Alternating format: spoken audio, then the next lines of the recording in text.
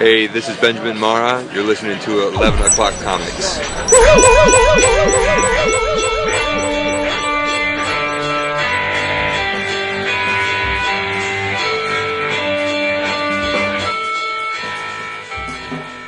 I like it a lot. Excellent. If you like it, I love it. I like it a lot. Yes. No holds barred this episode. Going off the top rope. Yep. I mean, it is a great book in the sense that if you ever just want pages and pages of people sitting on a toilet, perfect. Well, I'd like to think it's more than that, but yeah. It is absolutely more than that. Yeah. But I mean, I've lost count of how many conversations are being had. It's natural.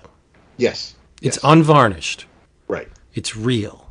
I love the lines. I cannot take my eyes off. Right. A lot of times, and again, I wish he was here. I could say this to him. A lot of times during the reading of the book, I felt like a voyeur.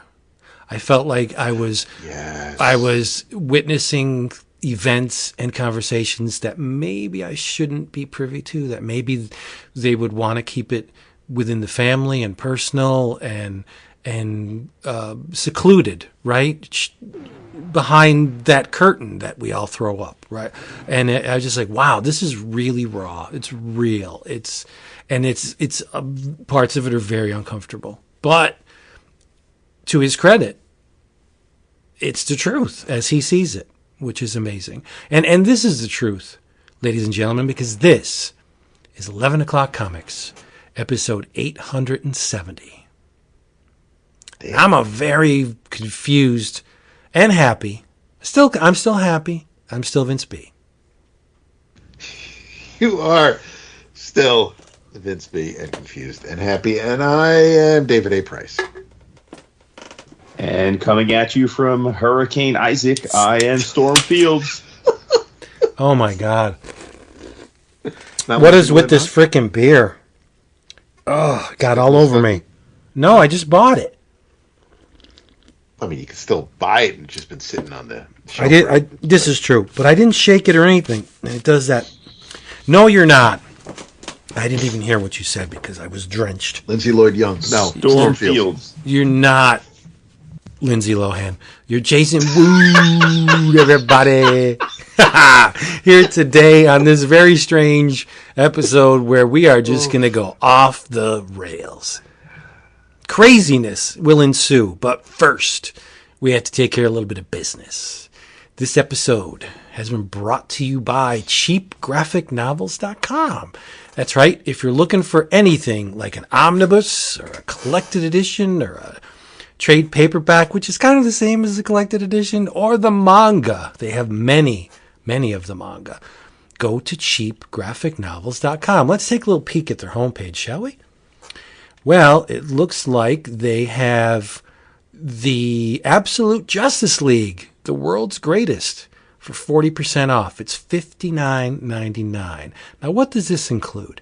This is Alex Ross and Paul Dini.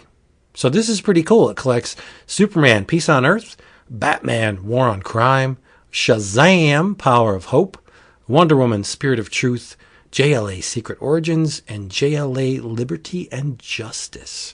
That's a lot of comics goodness in there, especially if you like your fully rendered comic panels. Many people do.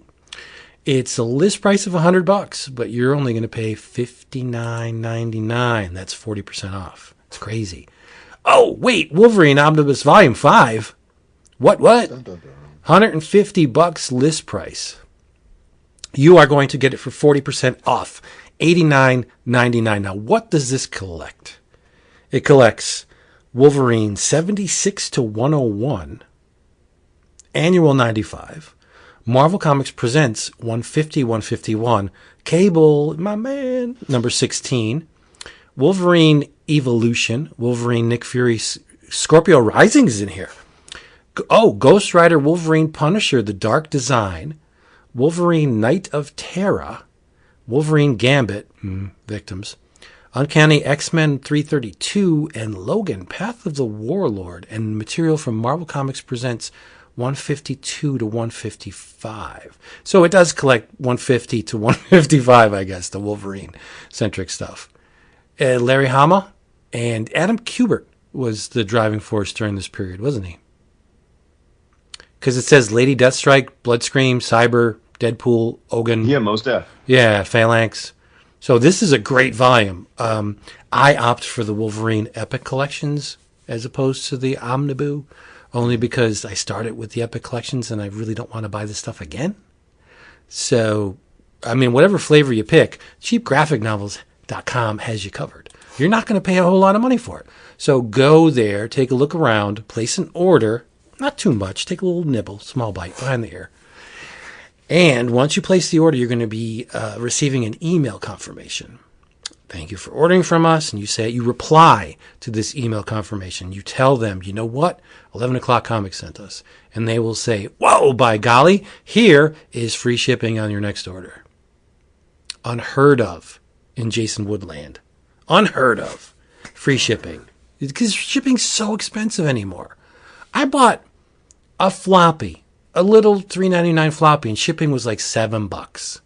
Yeah. It's crazy. Cheap graphic novels, they laugh at shipping because they're giving it to you for free. They probably don't laugh once you place that second order, but that's neither here nor there.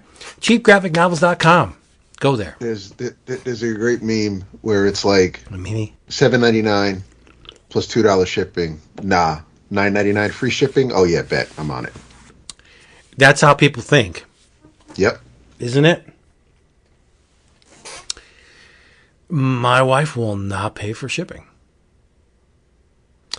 I will do everything I can to avoid paying shipping. No, I get it. I'll look for things from other sellers, but right. But if I have to, then so be it. But not stupid expensive shipping, though. I can't. Oh, no, she will I not. don't want the shipping to cost more than the damn item. Exactly. If the shipping is like 60% of the item, or no, if the shipping is at 50% of the item, I won't order it.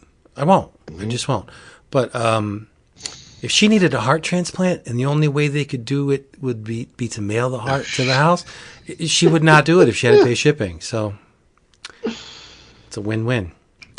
Unless it's your heart. And I have a big heart. You know that. I do.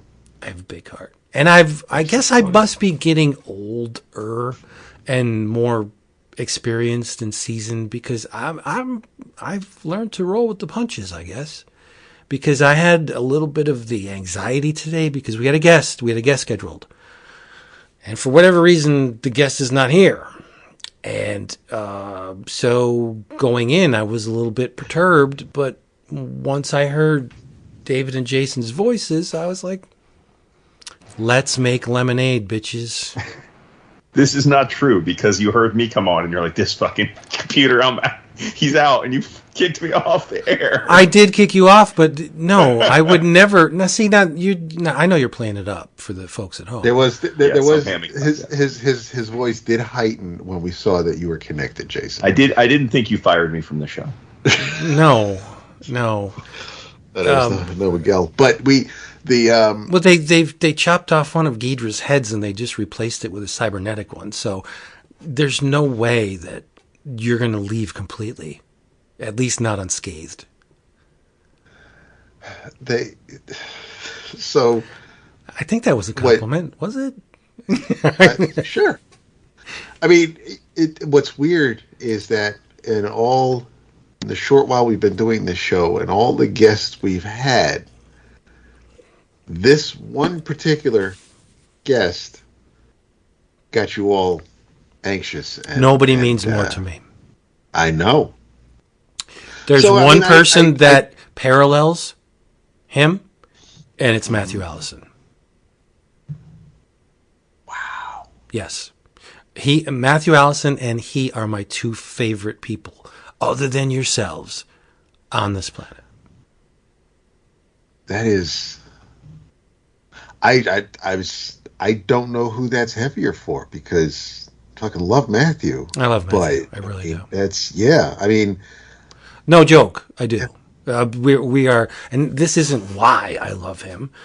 We are very much alike. We have a lot of Yes. the same interests. We have a lot of the same knowledge on really, really obscure, stupid things that nobody cares about. And I admire his talent more than everyone else.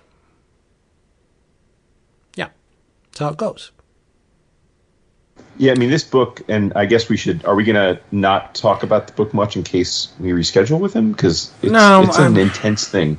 It is, and I don't want to make us unable to host him. It's like, well, we can't talk about it because we talked about it last episode. But let's just let the people in on a little bit of behind the curtain stuff. Josh Bayer was supposed to be here this episode, and I just can't connect with him on Skype. Now, whether we got our lines crossed in the scheduling stage, he knew he was coming on. He pinged me today or yesterday through the email, and he's like, "Are we still good?" And I'm like, "Yeah, we're good."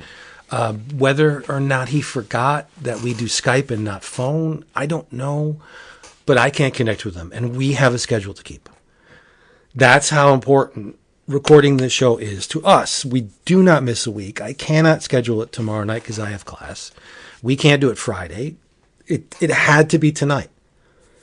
So Josh isn't here, but we read his it's out now, his book Unended. And it is, I don't want to throw this word around needlessly, but it's the word that you use when you say something is exceptionally good. It is. It's that. There's a motif in the book where he sees himself being hit by the Ignatz brick. On the contents page, God throws an Ignatz brick at Josh Bayer. And I was going to lead with, the book is raw, the book is unfiltered, and it is heavier than a hit from a God-thrown Ignatz brick.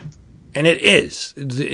There are sections of this book that are the truth.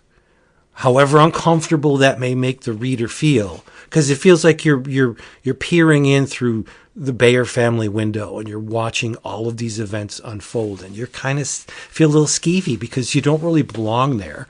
But Josh is letting you into this story, and it's about his father who passed, and after he passed, Josh found or was given an unfinished play that his father had wrote about the family, and Josh adapted it to sequential art, and he had to finish it.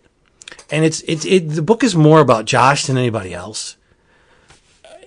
I can't say it's wonderful because you don't get that singing in the rain feeling from it. You really don't. But it is a masterpiece, and I think it's his best work.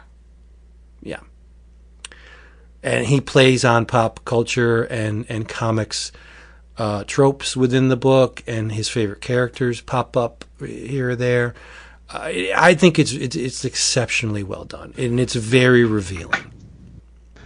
To say the least, yeah. Revealing. Yeah, the reason why he has that indefatigable lust to produce. Like, he's always working and always making things and creating art. And now you know why. Now you read this book, you'll know why. That he's an engine for creation. It's his origin story. I haven't read everything in Josh's catalog, I'm sad to say, but of what I have read, Unended is definitely at the top of the list for me. Yeah. Yeah. But I mean, it's a shame again he's not here, because like the fact that it was his father's play that he found when he died, and it wasn't finished, and then he decides to make a comic about it, and then it has the ending that it has. There's just a lot there, man. It's like we're watching him on the couch work through his ish. Exactly. Yeah, and you could see why Josh is straight edge, right? And he's I forgot that he was, but that does make sense. Yeah, and he has a cosmically Puritan work ethic. Like, he just pummels through work. He just he's like the perpetual motion machine. He's always making art, and you will understand why after you read this. It's magnificent. It's an accomplishment and a half. Maybe, I mean, I don't think we because there's so many things I want to ask him, right? And I love the relationship he has with Hyena. Like, I think that's was one of the best parts of the book for me. How she just does not take shit. She will tell you the truth whether it hurts you or not. And that's so. I mean, if you know the lady, I observe their online interactions, and they're amazing together. But it's not flashy. It's not showy. It's just that, what they call it? Shipping. Shipping, when you try and pair your favorite. Yeah. If I had to ship somebody with Josh Baer, it would be Hyena. Like, there just seems to be a magic thing that happens with these two. And you see some of that in the book. But, I mean, we were going in, I was like, if Hyena wants to come on too, hey, more the merrier, right? But unfortunately, none of it came to pass. So we're rolling with it, and we will try and get him back. He wanted to come on before SPX so he can get maybe a little eyeballs on his thing. I don't think he needs it, but yeah, okay. And there's one part of the book I had a laugh where he's like, I'm Josh Baer. People all around the world read my stuff. And there's a little footnote, and it says, kinda. Sort of. So it's unvarnished. It's the truth, and it's wonderful. So if you have a couple extra bucks in your pocket, get Unended by Josh Baer. It is absolutely phenomenal. You will come back to whatever forum, whether on Reddit or our online. We don't have an online forum, but in our Slack, because there's a way to do that. Patreon.com/11 o'clock comics. You can get into our Slack and then comment on Josh Baer's book, or on our Facebook page or whatever. This book will affect you, and you'll emerge from the experience knowing much, much more about the creator, the Renaissance man that is Josh Baer. Yeah. So we had something planned, and now we don't. So what do? Well, after we tell you what we're drinking, we're just going to have a good old time talking about comics. How about that? This is a strange one, but it's going to be a fun one. I, thankfully, have alcohol. And my week has become very complex lately. There's a lot of moving parts in my schedule. So I need to kick back and relax with my booze. So I have some hops. This is from Saranac. It is the Hoppy Hour Hero Mosaic IPA. And there's a period between Mo and Zaic. So Mosaic IPA.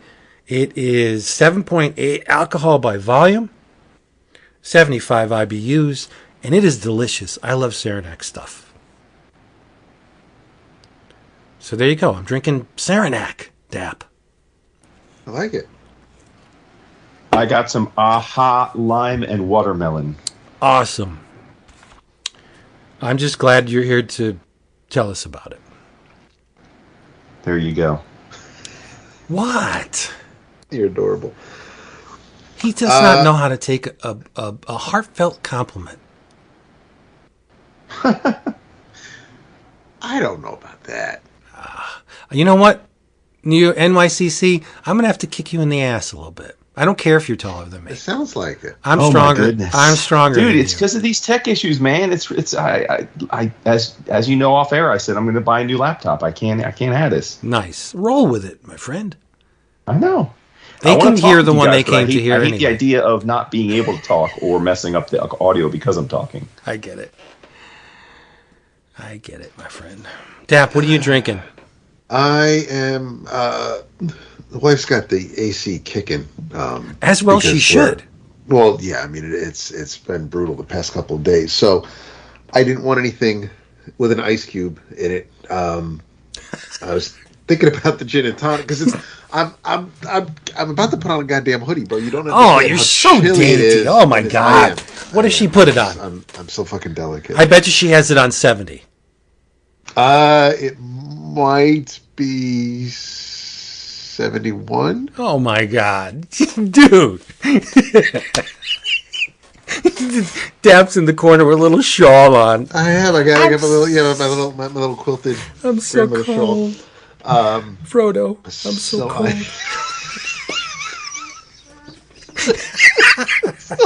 What's wrong with Mr. you? Frodo, give me that Elvis bread. I'm fucking cold. Anyway, it's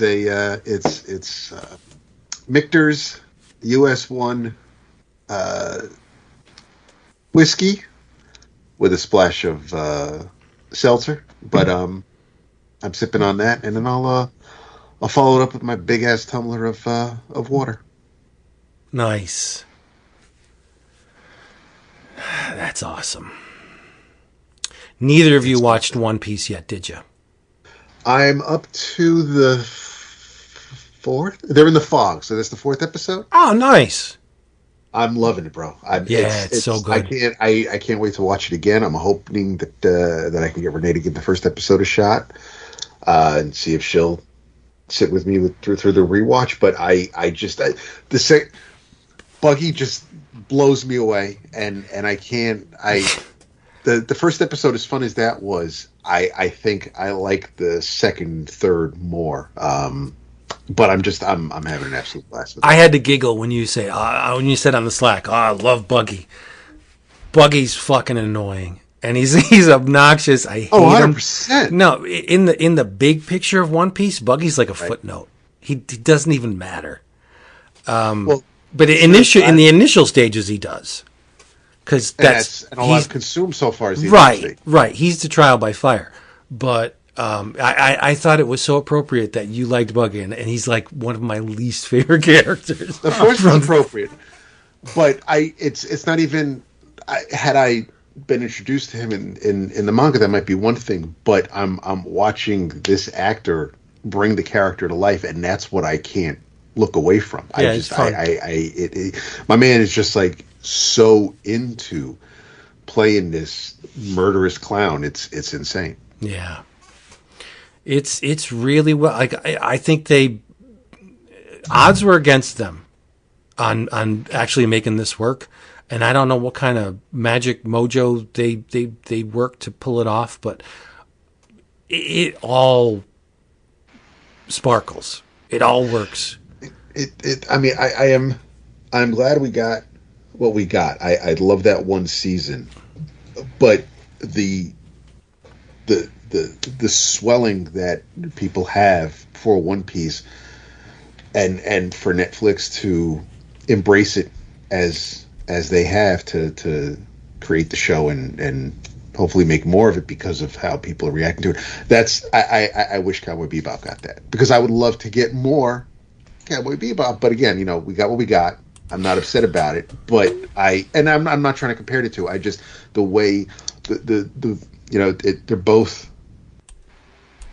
both adaptations from other sources, and live action, extremely well done.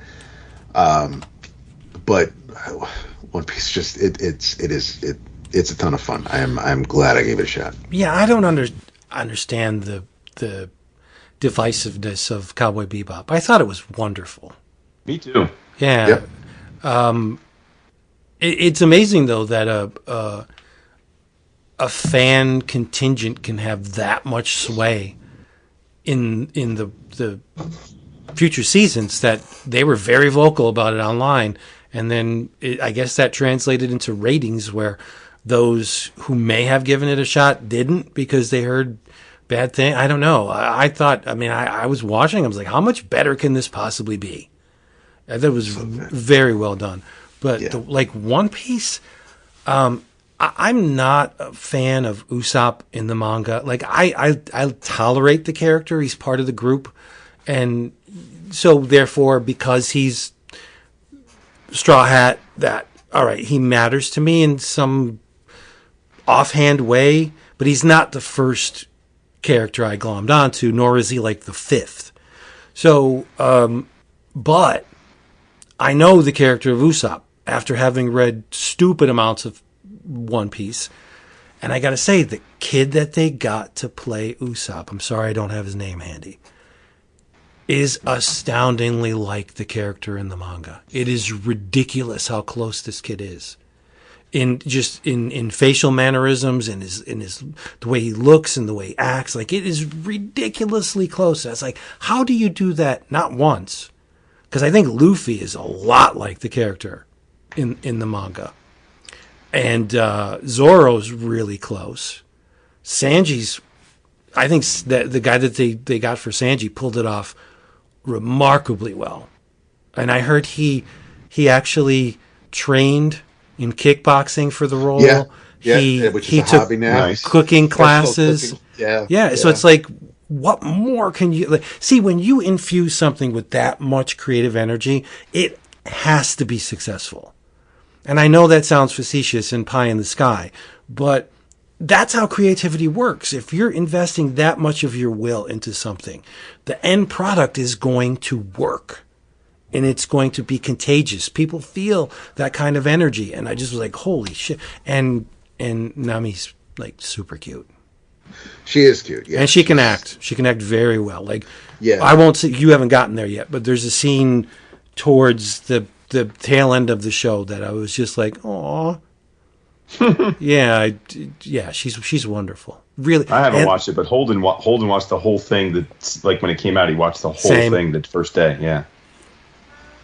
So knowing what I know about the manga, the little naval battles that we've seen so far are absolutely nothing to what's coming. And I'm the possibility, or knowing that what I've seen now in the little tiny skirmishes are going to unfold on a grand scale later on. Like, I cannot wait to see some of these battles. There are entire volumes that are nothing but naval battles. Like, the entire 200 pages is just an incident between two opposing forces on a giant scale. And it's like, how are they going to pull this off? Well, I have more confidence that they're going to be able to do it now, seeing these little tiny skirmishes and how wonderfully they were rendered. Like, I can't wait. I hope this thing goes for 10 seasons. I would love it. Yeah. Did you see the second season of Hunters, the Prime show? Oh, where they hunt Nazis? Yeah. I don't know what that is. We watched the first season. Who did? We were talking about it. Al Pacino plays the guy kind of getting all the right. together. No, I didn't. I didn't stick with the show either. I saw maybe like 3 episodes. Okay. And I kind of trailed off. The actress who plays Nami is in the second season of Hunters. That's why she looks familiar to me, and I realized why. She's Jonah's fiance in the second season. Jonah, the main character.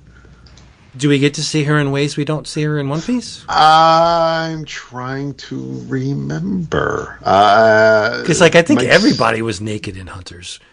Like, there seems to be, yeah.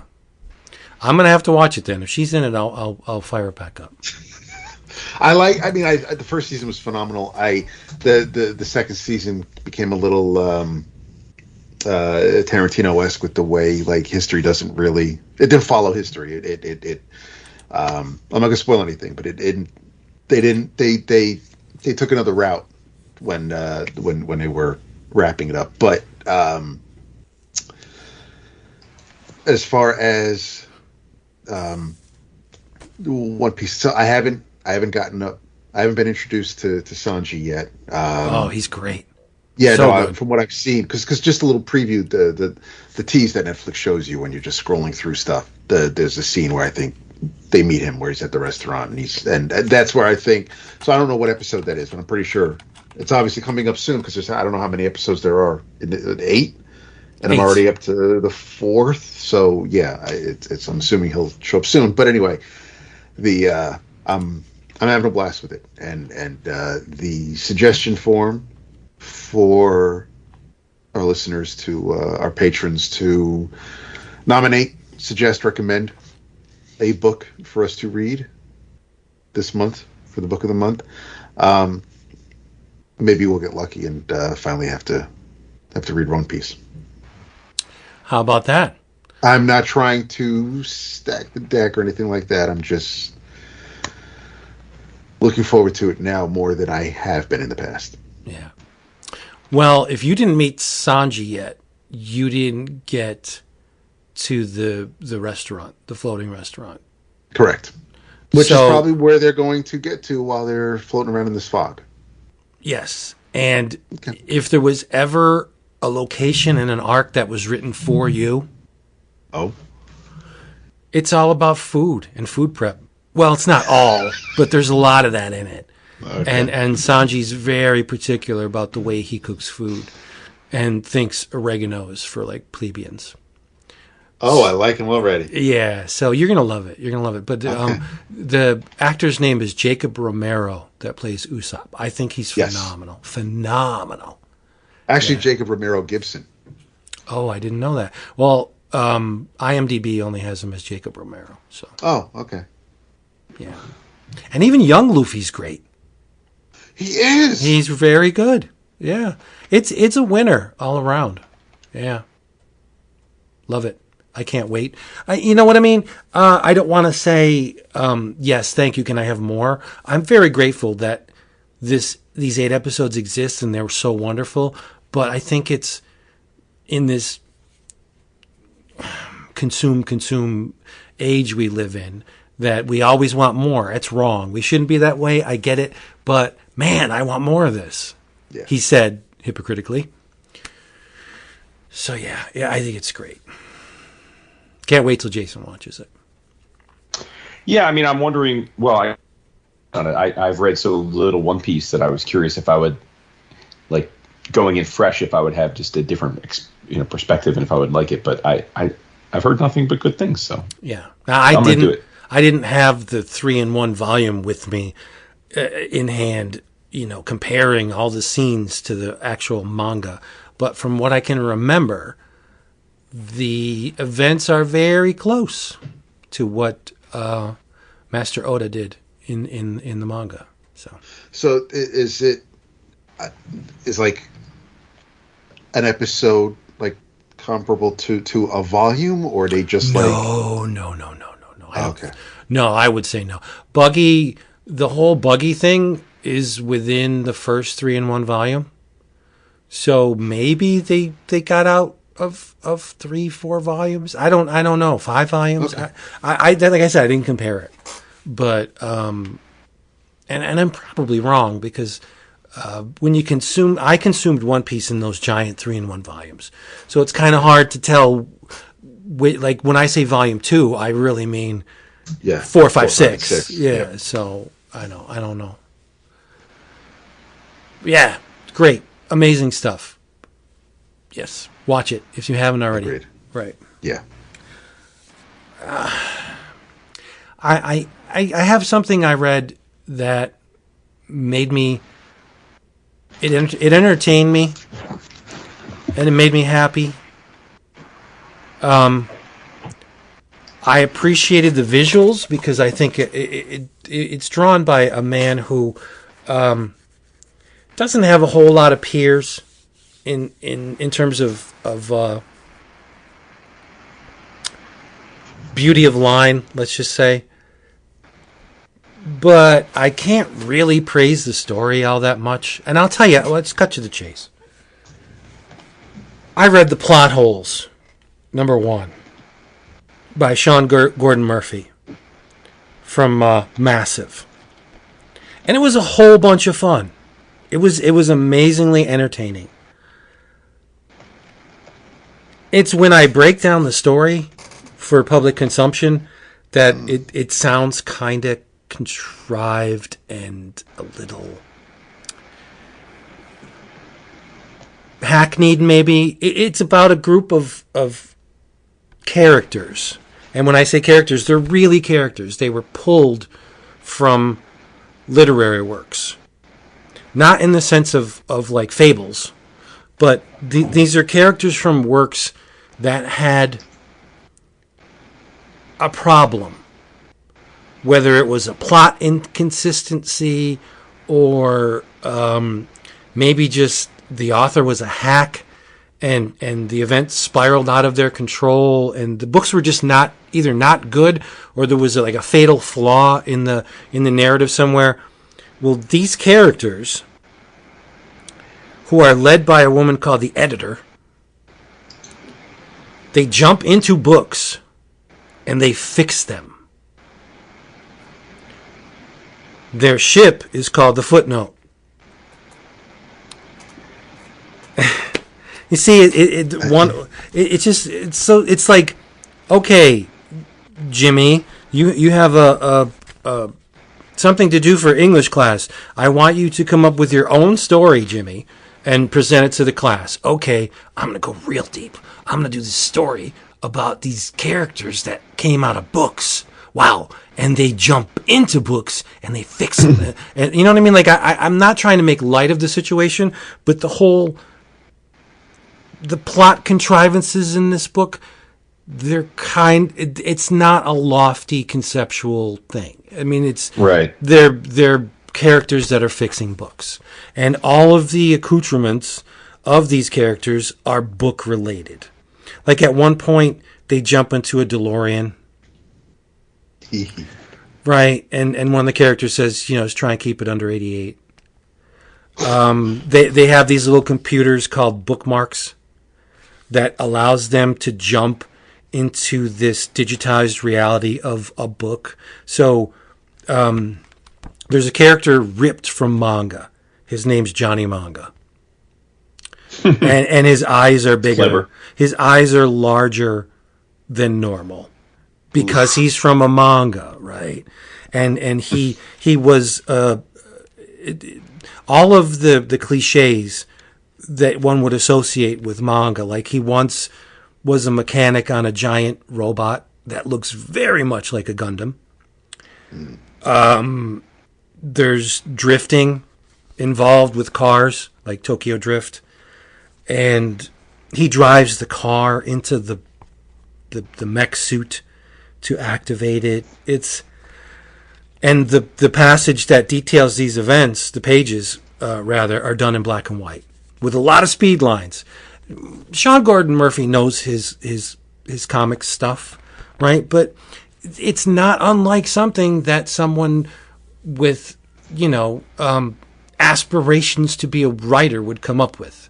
Like there's this guy and he's from a manga and he pilots a giant mech, but he drifts a car into it to do it. Like I'm not belittling this work at all, but there's really no heavy lifting involved with this book. The main character's name's Cliff Dinklewitz. He's a comic book artist.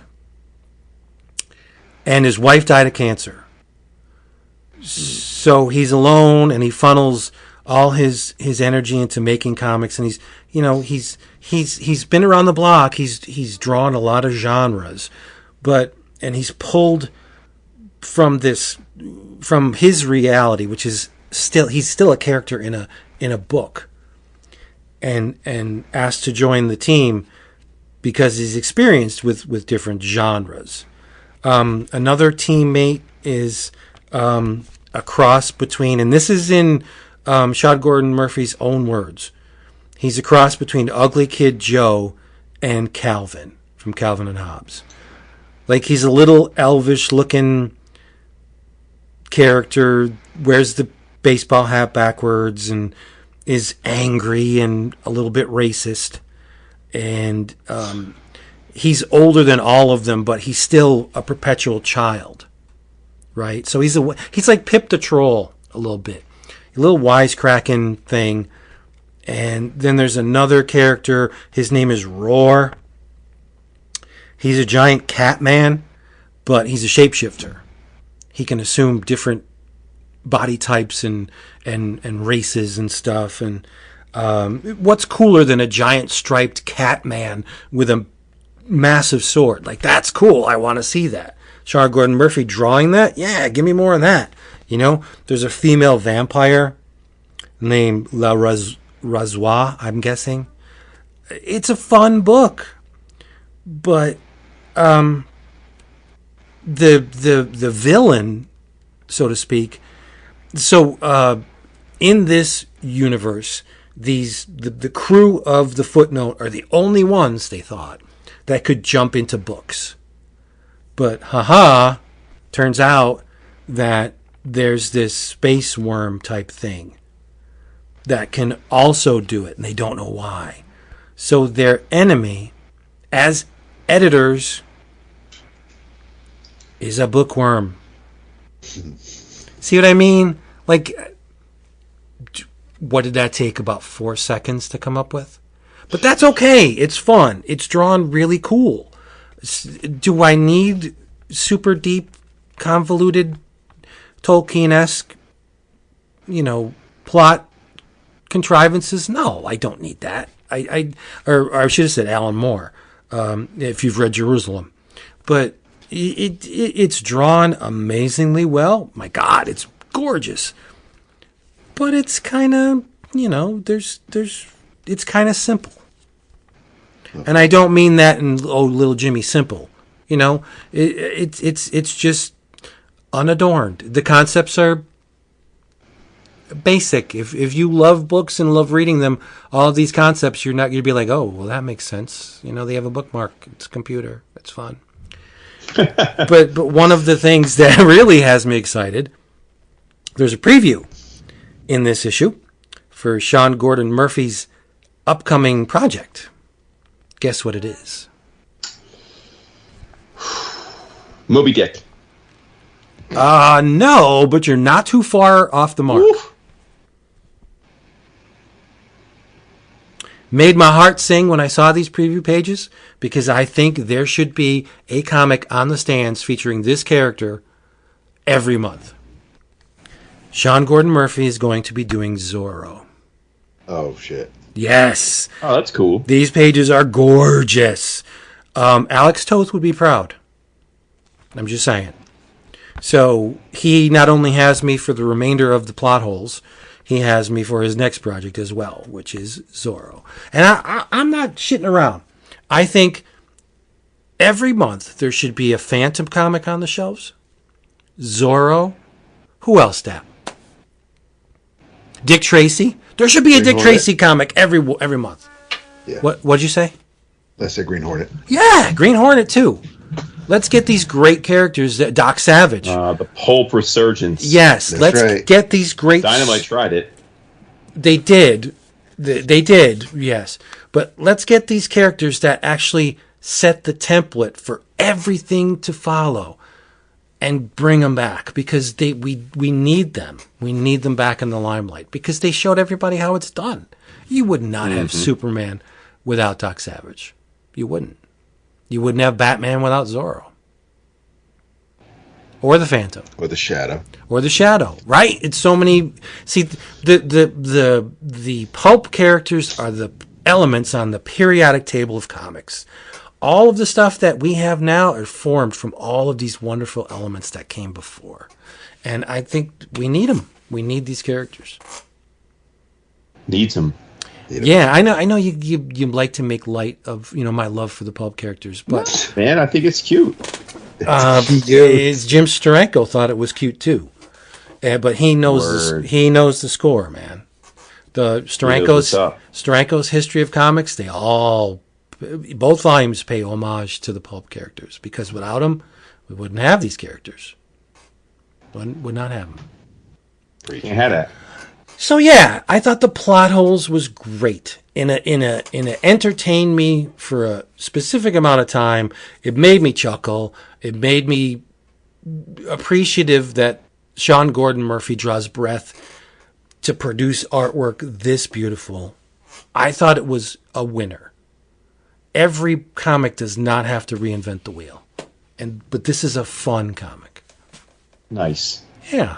Yeah. Sometimes a comic can be just what it is and still be right. Worth it, right? And Sean, if you're listening, or someone told you to listen to this, I wasn't making fun of it. I'm not belittling but I mean, the haters gonna hate. It is what it is, to quote a dear friend, and I enjoyed it for what it is. I think you should be reading this book if you like fun. If you don't like fun, then I don't know what you're doing listening to this.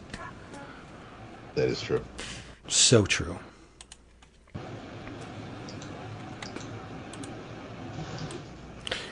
This is an audio podcast. Well, listen, speaking of fun comics and speaking of continuity, we had the great pleasure of having Kelly Thompson on the show a few weeks back. And we talked for quite a bit about Birds of Prey, which is her big DC book that was launched. And we got Birds of Prey this week. And I thought it was awesome. Yes. Can I say something before you launch into it? Mm-hmm. We were talking about this at the shop today because Dave came up to me and he goes, "You want to see something?" And I was like, "Okay." He goes, "Look at this." Puts the Birds of Prey #1 in front of me and I look through it and he's like, "What do you see in those pages?" And I said, "I see Jaime Hernandez meets Steve Lieber."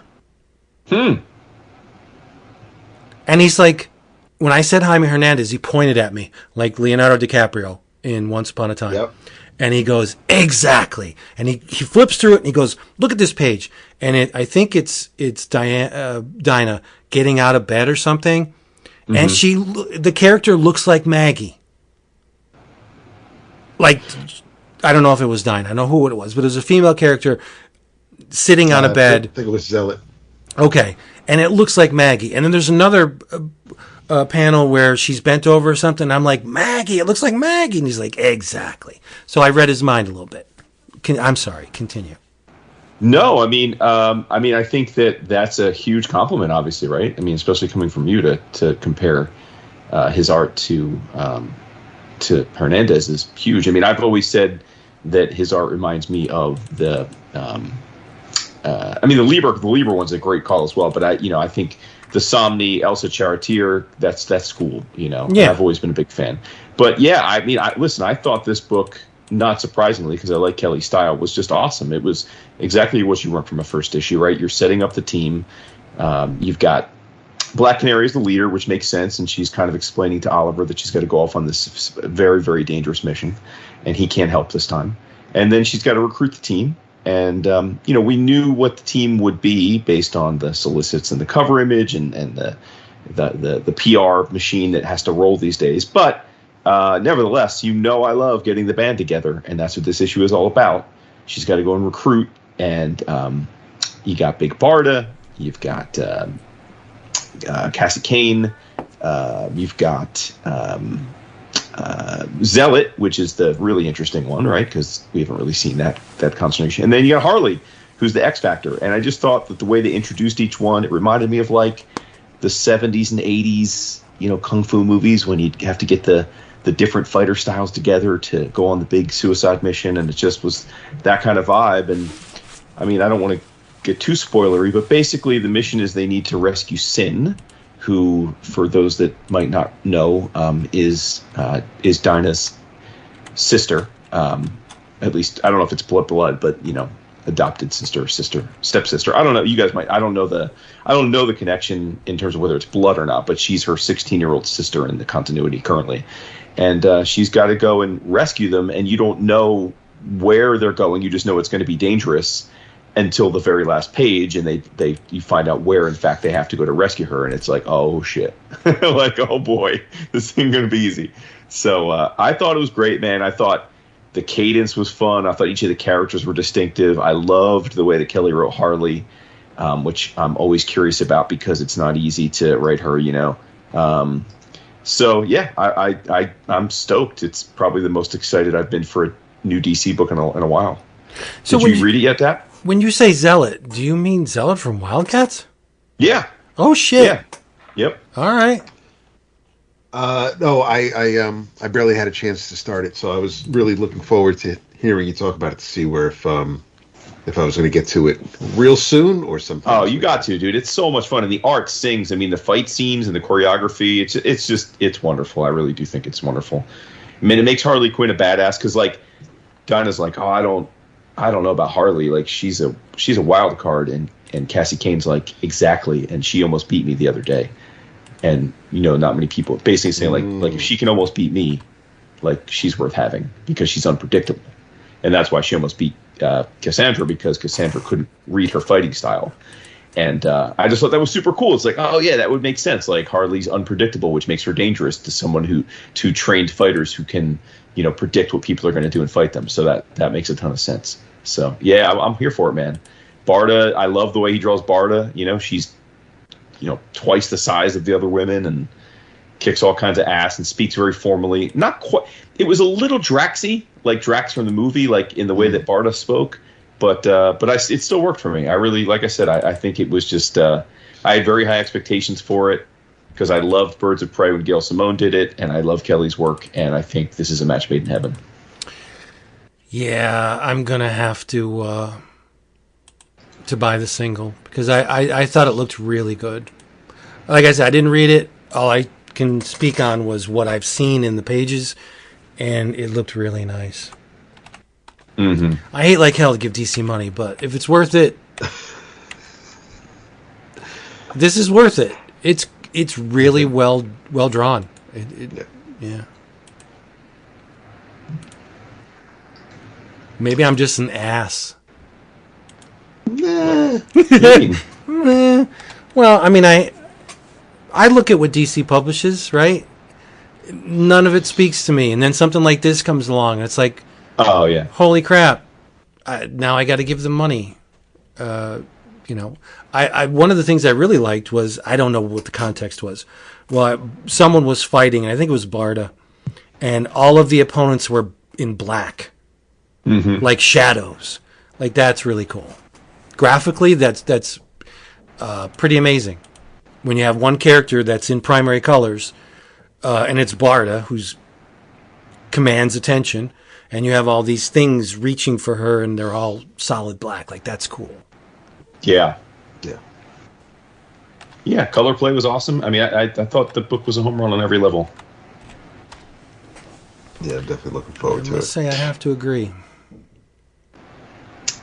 And kudos to Oliver, man, for still getting it done all these years later. Yeah, I think that's a little played out. Like at this point, Oliver should be using he should have the pills and the pump and stuff. And there's no way that. Come on, he's older than Bruce.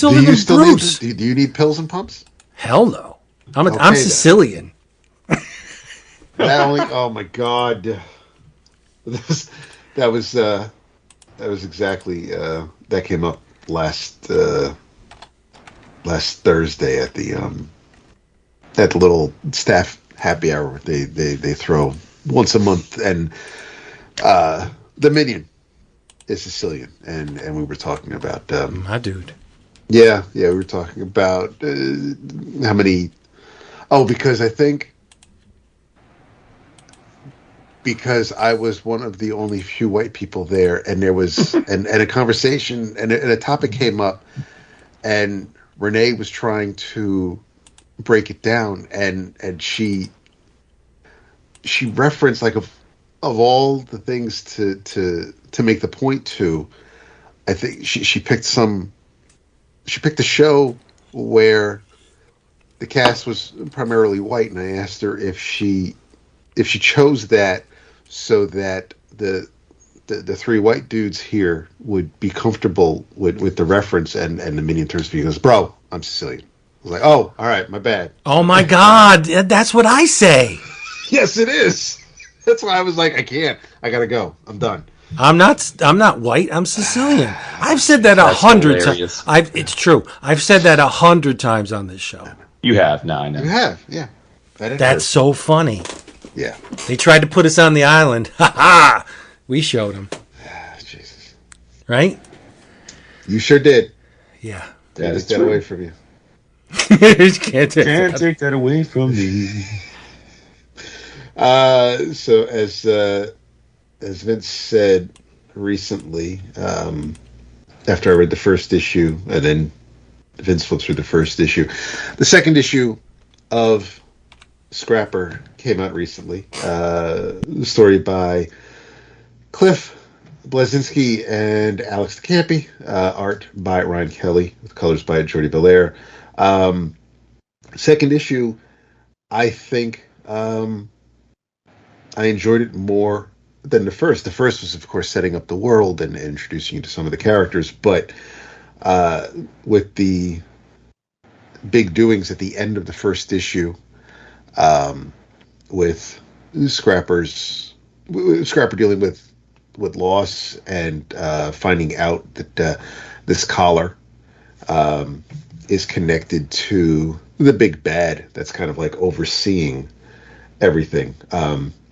He needs to. He's the bad guys basically killed his humans, and he's got this collar on that can kind of turn him into a weapon. So he needs to get rid of it, and he needs to kind of basically exact revenge and bring down the big bad. So he's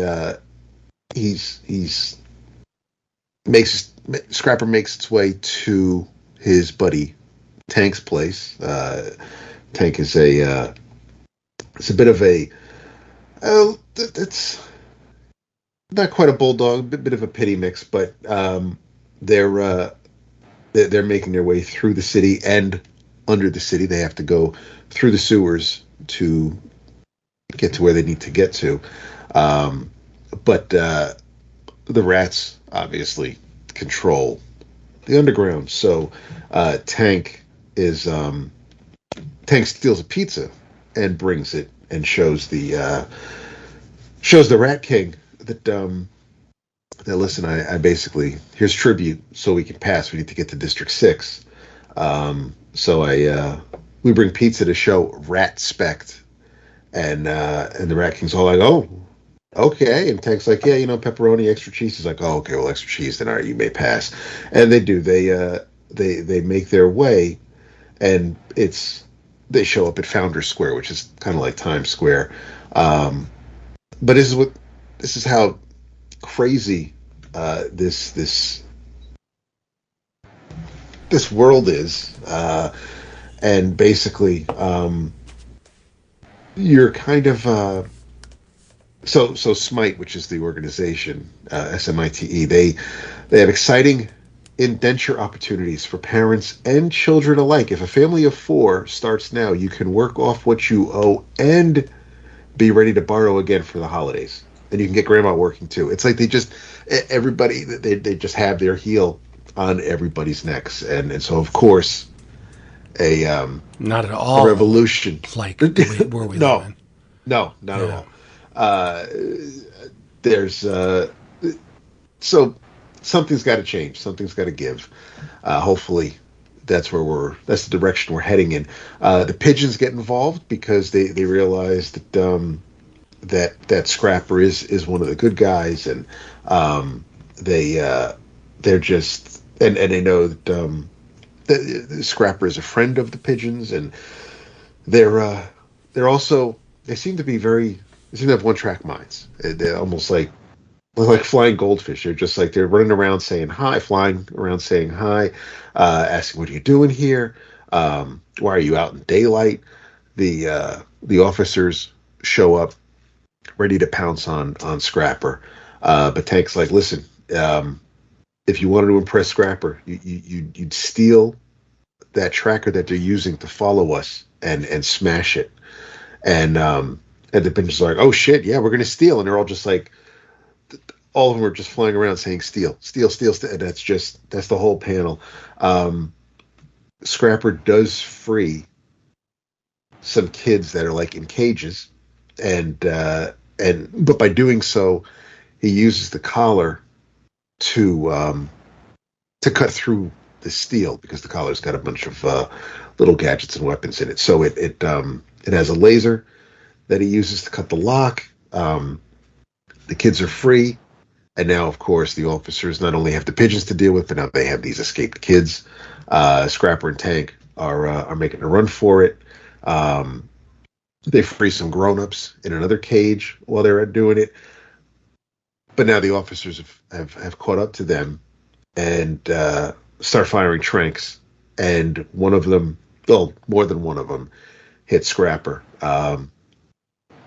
While he's fighting off the Tranks, one of the pigeons that stole it, that managed to grab the tracker from the officer, gets to Scrapper. Scrapper destroys it, and then the pigeons start crapping all over the officers while Tank and Scrapper get out of town. And now the Tranks are starting to hit him.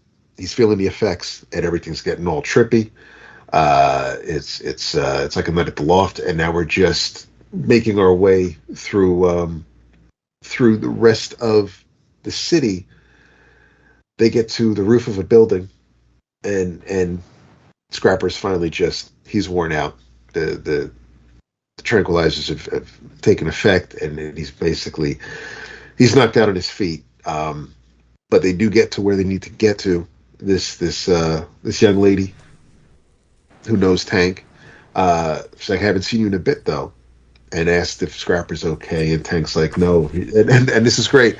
So this black woman, her name is actually Renee. So Tank's like, no, Scrapper isn't. So but he's another Smite lab escapee. Renee recognizes the collar around Scrapper's neck. And so since they need to get the tracker off of Scrapper, Renee says, okay, we have to, we'll get Daisy to take care of it. And Daisy's basically a hacker raccoon.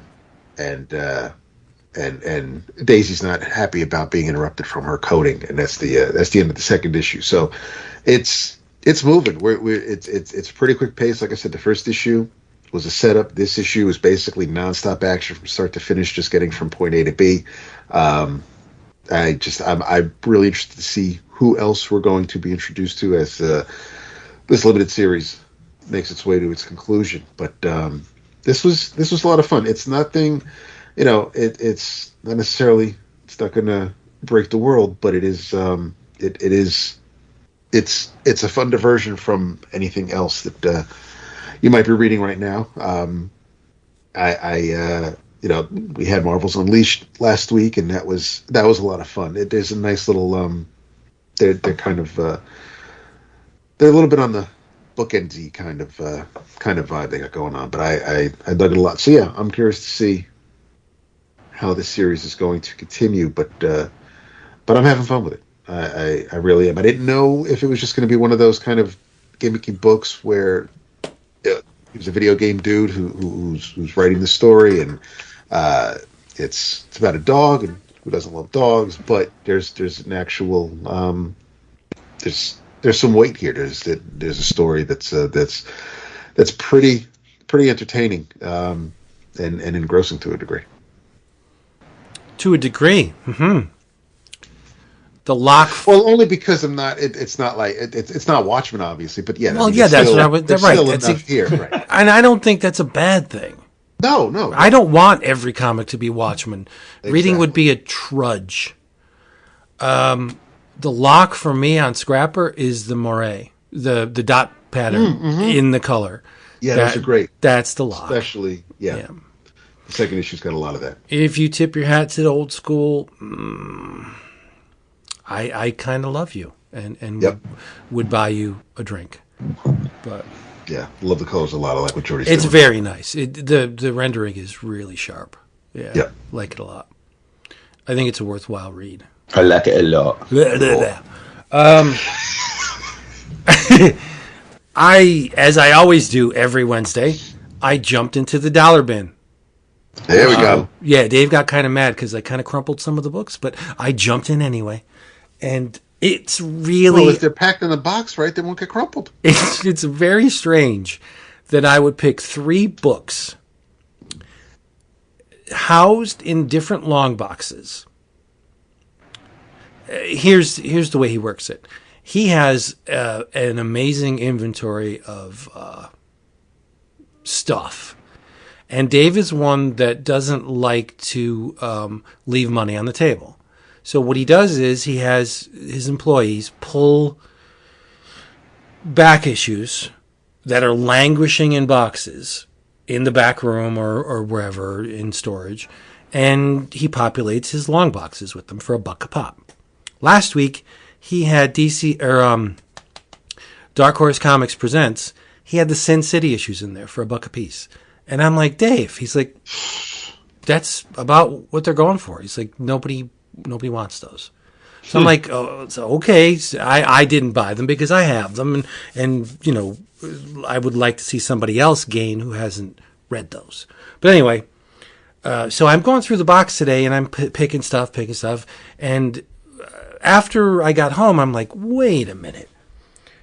All 3 of these books are from a very, very narrow window in Image Comics history. Specifically, March of 1993. Now, in 93, Image was still published by Malibu. They were still under that Malibu umbrella. And I had forgotten just how deeply ingrained in the Image universe Don Simpson was at this time. Oh. I had forgotten because within the space of 2 months, right, because this other one is April 93. Within the space of 2 months, we got 3 books, either wholly or in part drawn by Don Simpson, featuring Image Comics characters and creators. The books in question, Splitting Image number 1 and 2, and Savage Dragon versus the Savage Megaton Man. I was like, holy crap, Don Simpson was like lodged in Image at this point. 3 books in the space of 2 months out of the, what? And then I'm reading them, or I already had them. And thing was, I forgot my phone today, so I couldn't check the CLZ to see if I had them. But for $1 a pop, whatever, I bought them again. And the real neat thing about Savage Dragon versus Savage Megaton Man is Larson draws all the Savage Dragon characters, and Simpson draws the Megaton Man characters. And, that's fun. And their chapters. Yeah, it's like a primer for Image United, kind of. Yeah, right. But to see Larson and Simpson on the same page, this issue is absolute GOLD gold. It is large, bombastic. The panels are massive. The action is constant. Guns a-blazing, fists flying. It is amazing. There's a double page spread that is vertical, so you got to turn the book, and it's just amazing. And I was like, man, Simpson is still great, but I always forget poor old Don. He's one of those guys that I just loved everything he ever drew. Yep. Right? Megaton Man, Border Worlds, Wendy Whitebread, like whatever he put out, I would buy it and love it. And there's an advertisement in this issue. Get the fabulous fine art print by Don Simpson, featuring 44 major characters from Don's mega hero universe, soon to be seen in the graphic super saga Bizarre Heroes, the Apocalypse affiliation. It was a 15 by 24 print, signed and numbered, limited to only 750. Comes in a custom 2-ply poly bag and will be shipped in a sturdy cardboard tube. Whatever. But the characters, you get, of course, Phantom Jungle Girls in here, Tyranno Man, the Meddler, the Slick, Wendy Whitebread's even in it, right? Forbidden Frankenstein, Jetstream, like all of the characters. There's Megaton Man, Yarn Man's in it, of course, Megaton Man, Preston Percy, Rex Rigid, like all of the characters that Simpson created, all in one print. And I was like, what the hell was I doing when this was offered? Because it was only $20 and add $5 to cover shipping and handling. and you shipped it right to his P.O. box, which was awesome. But I need this print, and I'm wondering, I'm assuming that this thing still exists somewhere, like on eBay. I could probably find it if I wanted it. It is something that I would love to have. And this comic that I picked up for $1 jogged my memory. Really cool thing about it, another really cool thing, is that in the back there are pinup pages where they switch roles. Megaton Man is drawn by Eric Larson, and Savage Dragon is drawn by Don Simpson. Nice. Really, really neat. Really neat. And then there's the back page. It's an advertisement for WildStar, which was WildStar was great. Yeah, It was wonderful. It was like one of those series that was like, hot damn, this is really going somewhere. It's on his chest. He's alive. And it was violent and brutal and unlike the stuff we were getting from Marvel and DC at that time. Right? But, Jason, have you read Splitting Image? That was the period of time, the only period of time in my life where I wasn't really reading the comics because of college. So. Oh. Yeah. Well, supposedly it's based on an idea by Rob Liefeld and Don Simpson, but I'm guessing Simpson did a lot of the heavy lifting here because it's all drawn by Simpson, but it's parodies of the Image creators and their characters. Aha. So you got Lotus G. Here's Jim Lee. God McFarthing. Brat Lifeguard. For some reason, Eric Larson didn't want his likeness or name parodied because whenever we get to Eric, it's a character with a white sphere for a head and its name withheld. I remember that. Yes. And Eric says, I'm the loose cannon of the group. I fearlessly shoot up my mouth at the drop of a hat from behind a cloak of anonymity. Wow, bro, can't take a joke. No, that might have been a that might have been a jab at Peter David's "But I Digress" column. Oh, really? Okay. Well, then where's Larson in all this? Because next up we got... No. I'm saying that was Larson, but I think there was not necessarily a beef, but I think I don't know. I think maybe I'm trying to remember. I don't know if Peter David wrote in one of his columns that somebody basically couldn't man up and had to be like anonymous or name withheld in sending a letter to or responding to one of his columns. And I think the implication was that was Larson who wrote to him. Oh, nice. Okay. But Brat Lifeguard has a bowl cut and he's got yes, he's a gap tooth. He's got buck teeth. Next up we got Val J. Tasmania, who is a feral motherfucker, like a werewolf.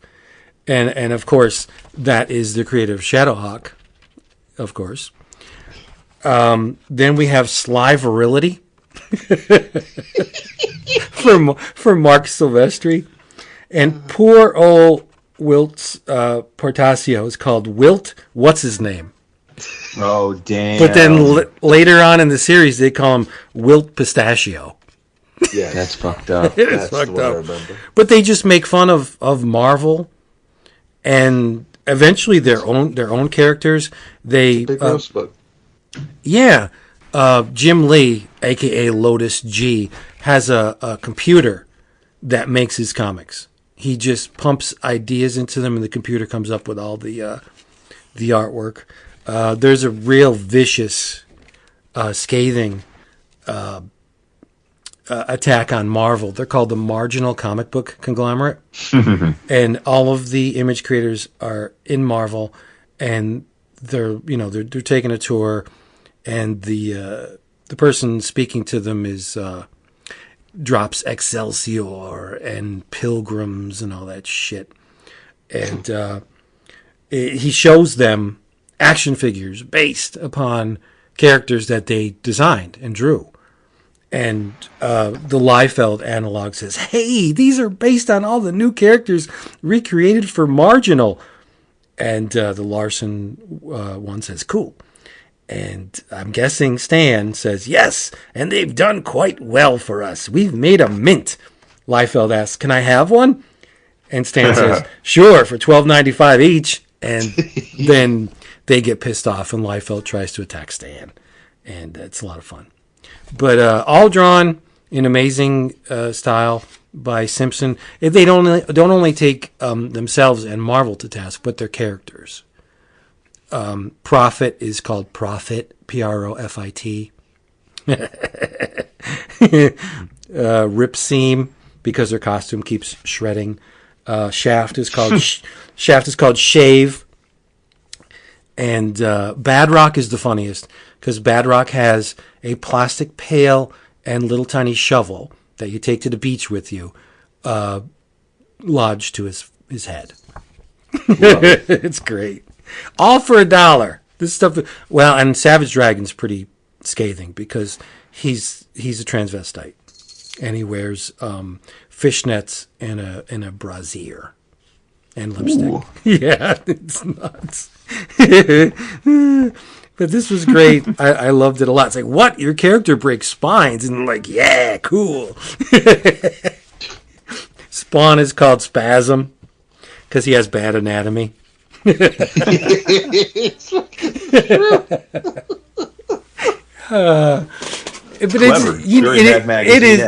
very clever. It's very clever. And who better? I mean, there's only one other person I would like to see draw this, and this would be Hilary Barta. I think Hilary would do a great job on it. But we have Don Simpson, and it's archived, and it's wonderful. And it only cost me $1 per issue. So for $3, I have something that gave me the giggles, and will continue to do so. And like I said, I already have them, but they are buried somewhere in a short box. I don't even know where. And for me to even remember it, not only go to find it, would be impossible. So I love the dollar bins. I tell Dave every week, I say, I love these dollar bins. They're the best. I don't mind buying stuff that I already have, because the chances of me rereading it are slim to none, because I'd have to, I'd have to find the issue, and I don't have my collection organized by box number. I should, but I don't. So if you asked me to find a particular issue, it would take me forever, because I'd have to go through all the boxes. Sometime in the near future, maybe during the winter months when things slow down, I'll fire up the CLZ and I'll actually organize my collection by box. That would be great. Ooh, because I don't have like one box of Swamp Thing or 2 boxes or 3 boxes of Swamp Thing. Swamp Thing is spread out among hundreds of short boxes. So that's on me. That's pretty stupid. But if I wanted to get Spider-Man 121, I wouldn't know where to look for it. It's in there somewhere, but I can't find it because I don't have them organized. So maybe that's a project for a future date. Yeah. So much fun, Dap, right? Absolutely. Splitting Image. Yep. Want me to send them to you? So you can read something good? I mean, listen, you can bring them in a couple weeks when you're at my crib. Can't wait. I can't wait to see you guys. Same. Oh, dude, it's been a year. Yes, it has. Yeah. I've decided that because it's been so long and we haven't been in the con scenario, New York Comic Con 2023 could be a terrible shit show, and it's not going to affect me. We're going to have a blast. We're going to have fun. We're going to chat up our booze. I'm going right over. As soon as we see Daniel Warren Johnson, I'm going up, giving him a big ass hug. He's not going to be there, bro. He's going to be there as a person, not as. No, you're right. Sorry. Yeah. You're right. Yeah. So I just can't wait. Sanford hopefully will be there. Like all of our friends, we're just going to have. Artist out of the list came out today, actually. Like it just came out. And, yeah, I want to be surprised. I didn't look at it. No, I didn't. I didn't look at the list, but I do know that when I was scrolling earlier, Mahmoud is doing the cover for the program again this year, and he said what table he'll be at. So I'm hoping I'll maybe this year I'll grab a program and get him to sign the cover. Oh, there you go. I think he would love that a lot if you did that.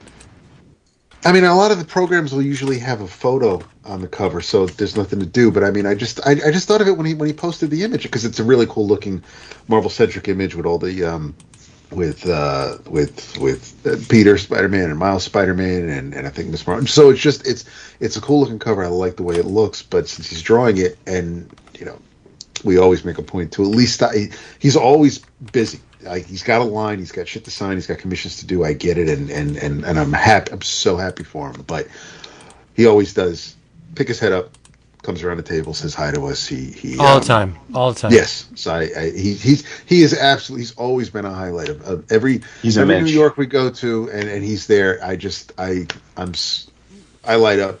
It's great to see him, because I know the travel's got to be a bitch and a half. So it's just great for him to be here, and if he's drawing the cover, then shit, yeah. Why don't I? I'll angle to get it signed this year. So is he now done with the DC dalliance? He's back at Marvel, like, because didn't he do Batman or something? He did the Batman versus Robin book. DC. I didn't hear any of that. I think he's doing. You mean the more recent one? Yeah, I was going to say he was at DC for it. Yeah. Yeah, because he did the New 52 Supergirl. I mean, I assume he's just a freelancer these days, capable of going wherever he wants to go. Right? Yeah, he's too good to be. Yeah. Sucks that Marvel lost Conan, because that Conan run was glorious. Oh, it really was. Yeah. I think Mahmoud was born to draw Conan. Regardless of he thinks of his own life course. He was so excited to draw it himself. Like, he was legit. It wasn't like, because when you're working for the big two, they come at you with a project. Maybe you don't have any choice, or even if you do, you're like, okay, whatever. But he was legit. Like, that was like a career project for him. He loved it. So.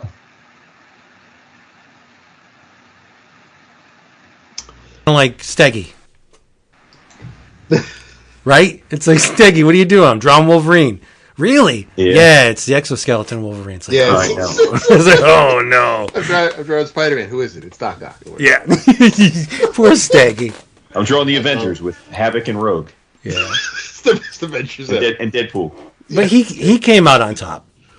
He did all right for himself, yeah. Yeah. No one's crying a river for him. I think the Stegman story in Marvel Age 1000 is the saving grace of that book. Oh, okay. If that wasn't in that book, the book would be absolutely, it would be a whiff. Not to poo-poo anybody that actually worked on that, but from my perspective, the Stegman story was the best. Okay, I'll check it out. Yeah. Jason, are you reading The Incredible Hulk? No, not as of yet. I mean, I'm not like avoiding it per se. I just haven't gotten to it yet. You didn't read any of it yet? No.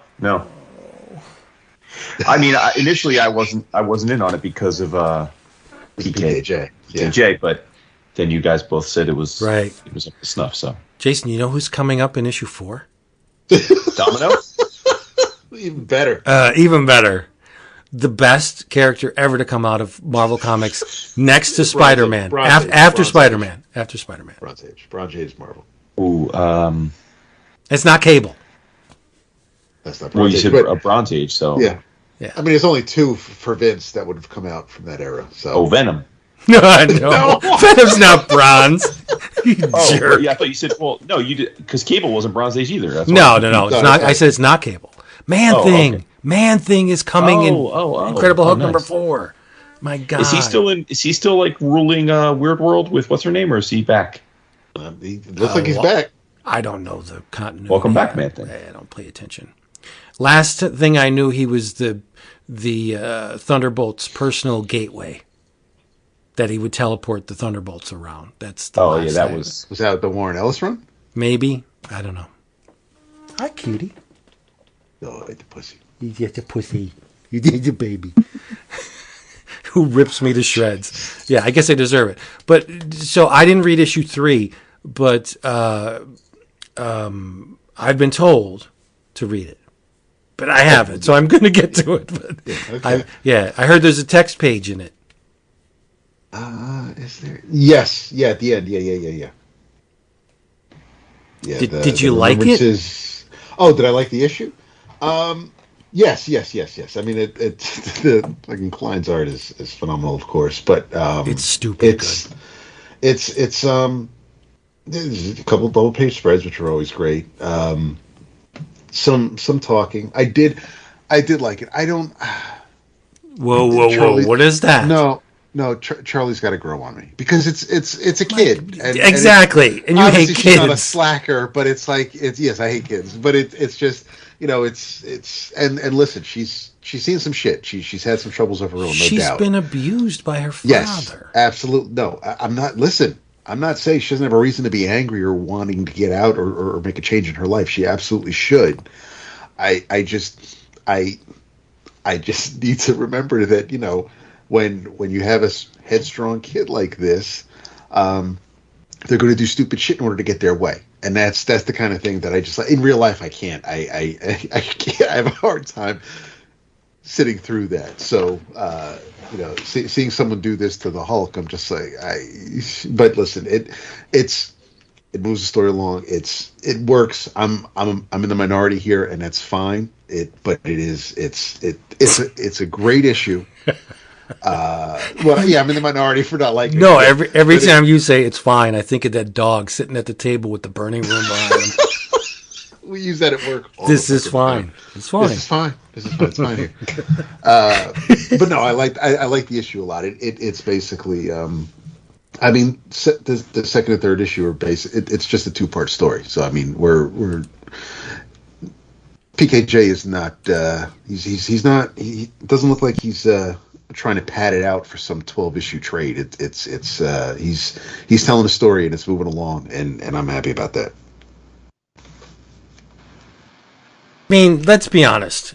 Charlie is the Rick Jones to this version of the Hulk. Like, she's the impetuous kid. Remember what Rick Jones did? Even Rick Jones, he's an idiot. Fucking, I'm gonna pluck the guitar over here by this fucking nuclear test site. Like a dumbass. He was, a mutog. So an idiot from Riverdale. The cycle of life, right? It just keeps repeating, and it's okay. I like the fact that it's a female this time. Oh, for sure, yeah. Yeah, it's great. Oh, so Charlie is a young female sidekick? Yes. Yeah. Okay. Cast in the Rick Jones mold. Like, she's, like Dap says, stuff has happened to her. Dad abused her. She's got the scars to prove it. And she just wants out. She just wants to see the world. That's exactly what Rick Jones was doing back in the early days of the Hulk. Plucking his little guitar on the hood of a car while the fucking gamma bomb goes off, right? Charlie gloms on to Hulk because Hulk is the strongest there is, and power. Yeah. She's feeding off that strength to be like, if I had your strength, nobody would fuck with me. And so the part of me is just waiting for her to, maybe I just figure she's just going to be evil, and that's just, I don't know, but it's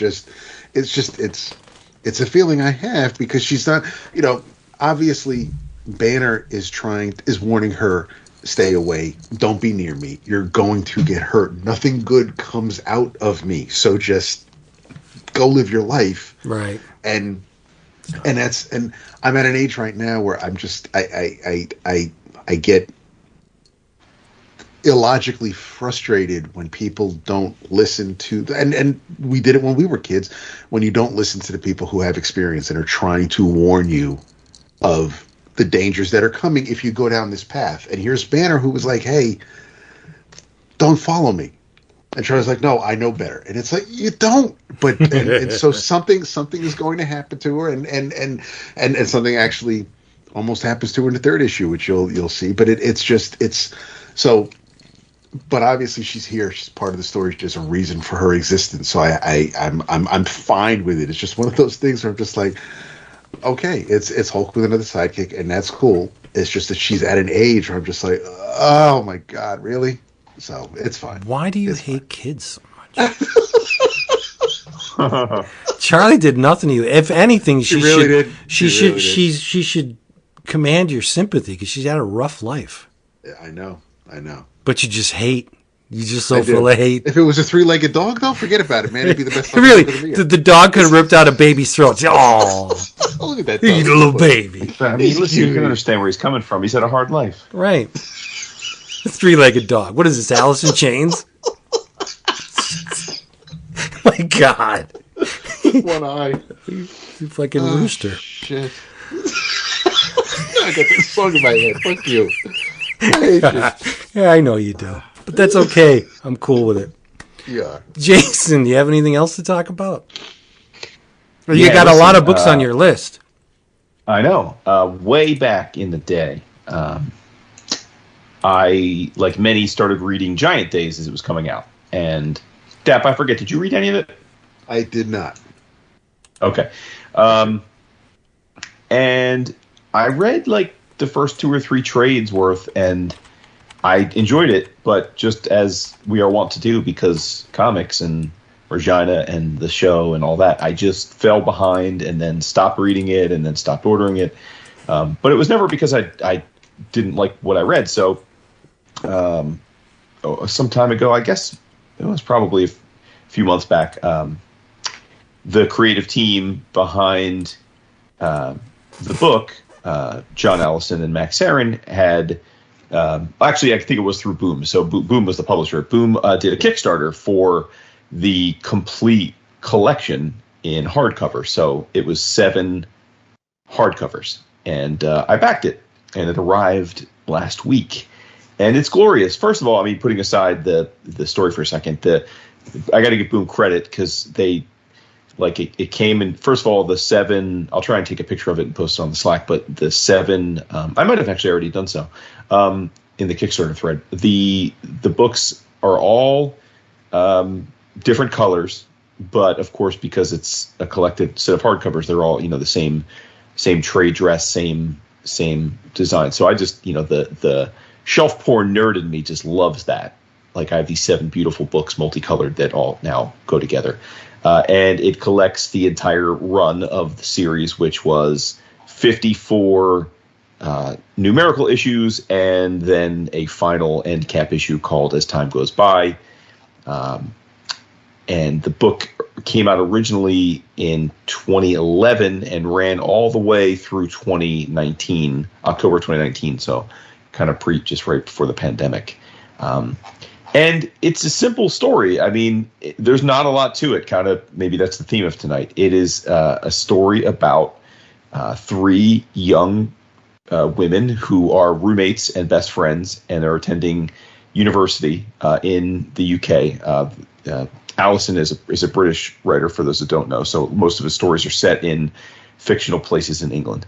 And they attend the University of Sheffield, which, from the way they write about it in the book, it's supposed to be a pretty prestigious school, and it's 3 lead characters. Esther de Groot, who is she's like a goth girl, and she's all like, there's chaos ensues around her, but she very much means well. And then there's Susan Ptolemy, and as you might guess from that name, she is the deep, grounded one.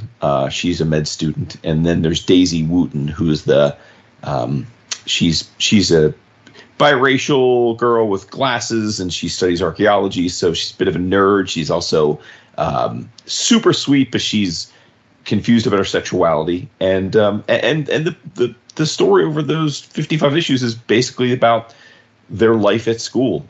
So very much it is a slice of life book, but it's just incredibly fun. I mean, it's one of those books where, as I'm reading it, I'm thinking, well, okay, Vince is going to go pee while I talk about this. And Dap needs to read every page of it, because, I mean, this is totally up your alley, David. It's very much like many of the books that, we've kind of celebrated in this ilk over the years. And I don't see why you wouldn't love this one too. But it's I say there's not a lot to it because it really is just like journeys in their life, falling in love, getting embarrassed, going to parties, having trouble with class, having trouble affording school, getting a job to pay for school. It reminds me a lot, and this comic precedes this show I'm about to mention, but it reminds me a lot of the Sex Lies of College Girls, which is a show on Max. I was going to say HBO, but Mindy Kaling's the showrunner, and it's about a quartet of young women who attend an Ivy League school and get in all kinds of hijinks. It's very much of that vein. So if you've watched that show, this is a comic version of that. You'll love it. But again, I don't want to make it sound like this is derivative of that, because this predates that show by many years.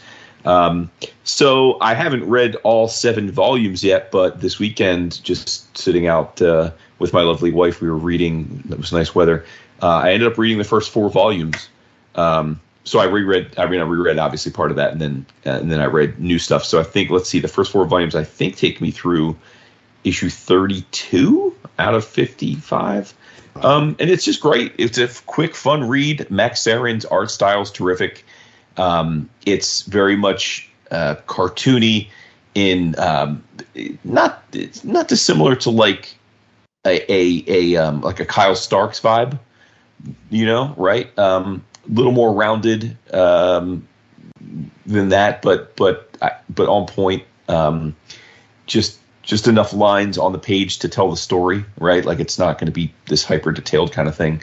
And I think it's wonderful. And I really think that the trade dress and the package they put together for this makes it all the more special. You can get it lots of other ways. I'm sure you can get the trades, or I'm sure the single issues are easy to track down. But it's a series that I think was pretty well celebrated by a certain segment of the comics community, because at the time there weren't many books geared towards 20-something women, and that's what I think this was a target audience for. But I guess as a almost 50-year-old man, I think I'm evidence that the book spans beyond that intended target audience. It does look great.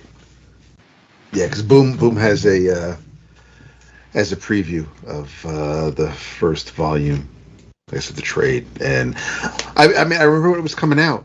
And yeah, it was just one of those things where I think by the time it was well underway.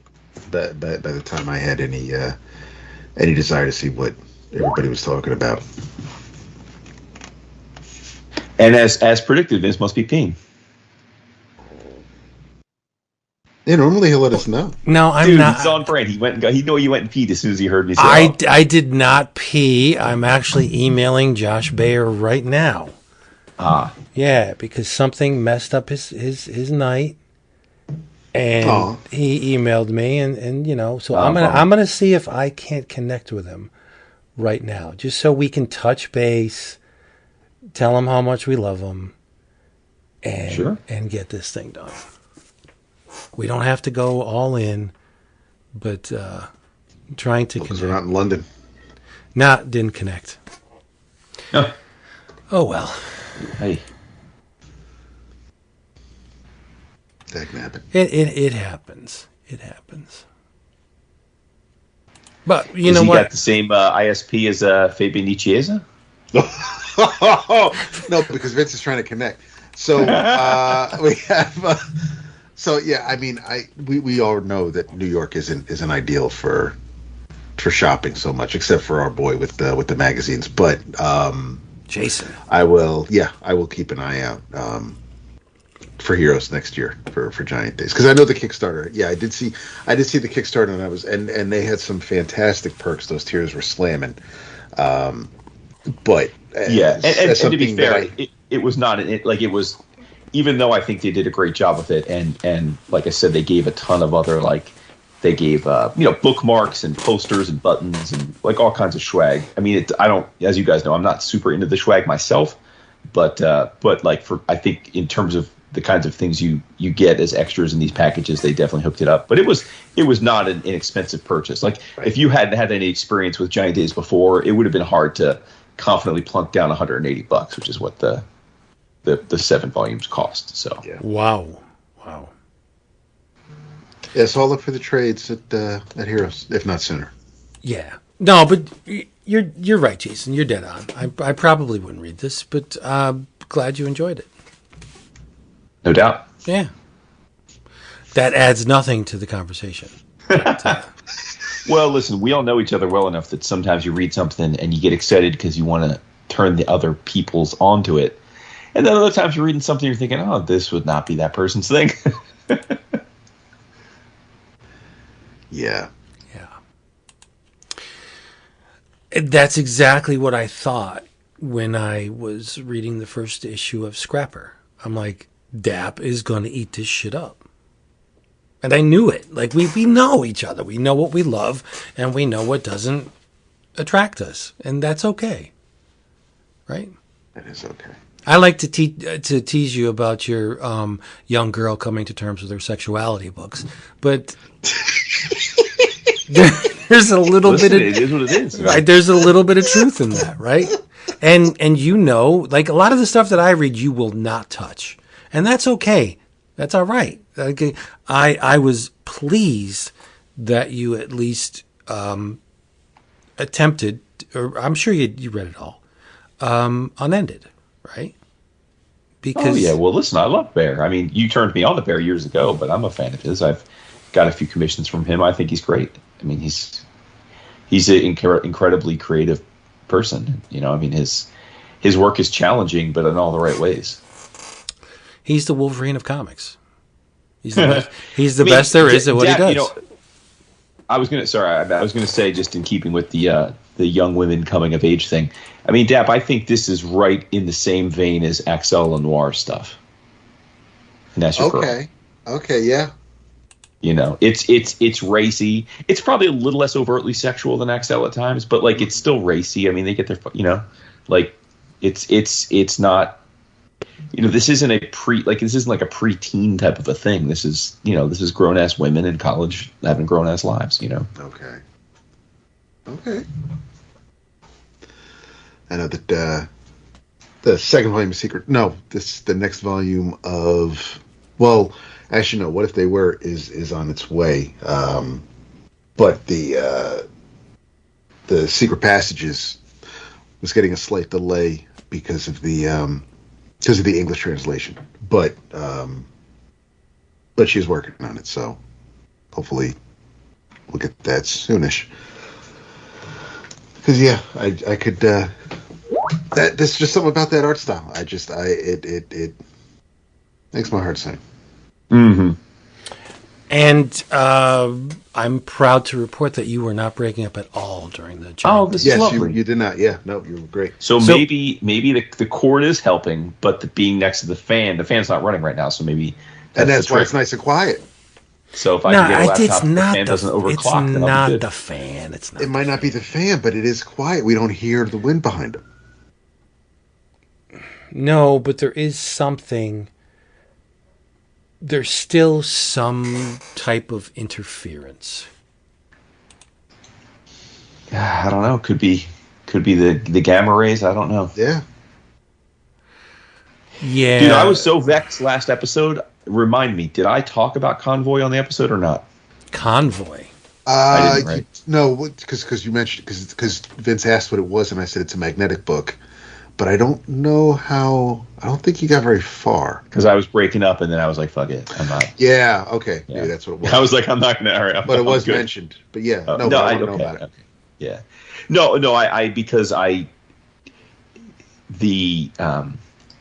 That book was part of a 2-volume as you guys know this, but for our listeners, Magnetic, who we talk about a lot, they've been doing a thing probably like the last 2 or 3 years where when they do Kickstarters, they usually do like a tandem a pair of books, and it's usually like by the same European creators. And that was the case with this. They did a Kickstarter for 2 books called Convoy and Mezcal, Mezkal, and the reason they solicited them together are the same creative team. Both were written by Kevin Stevens and illustrated by Jeff. That's just the creator's name is JEF. And when they solicited these, they said they pitched it as a Grindhouse double feature.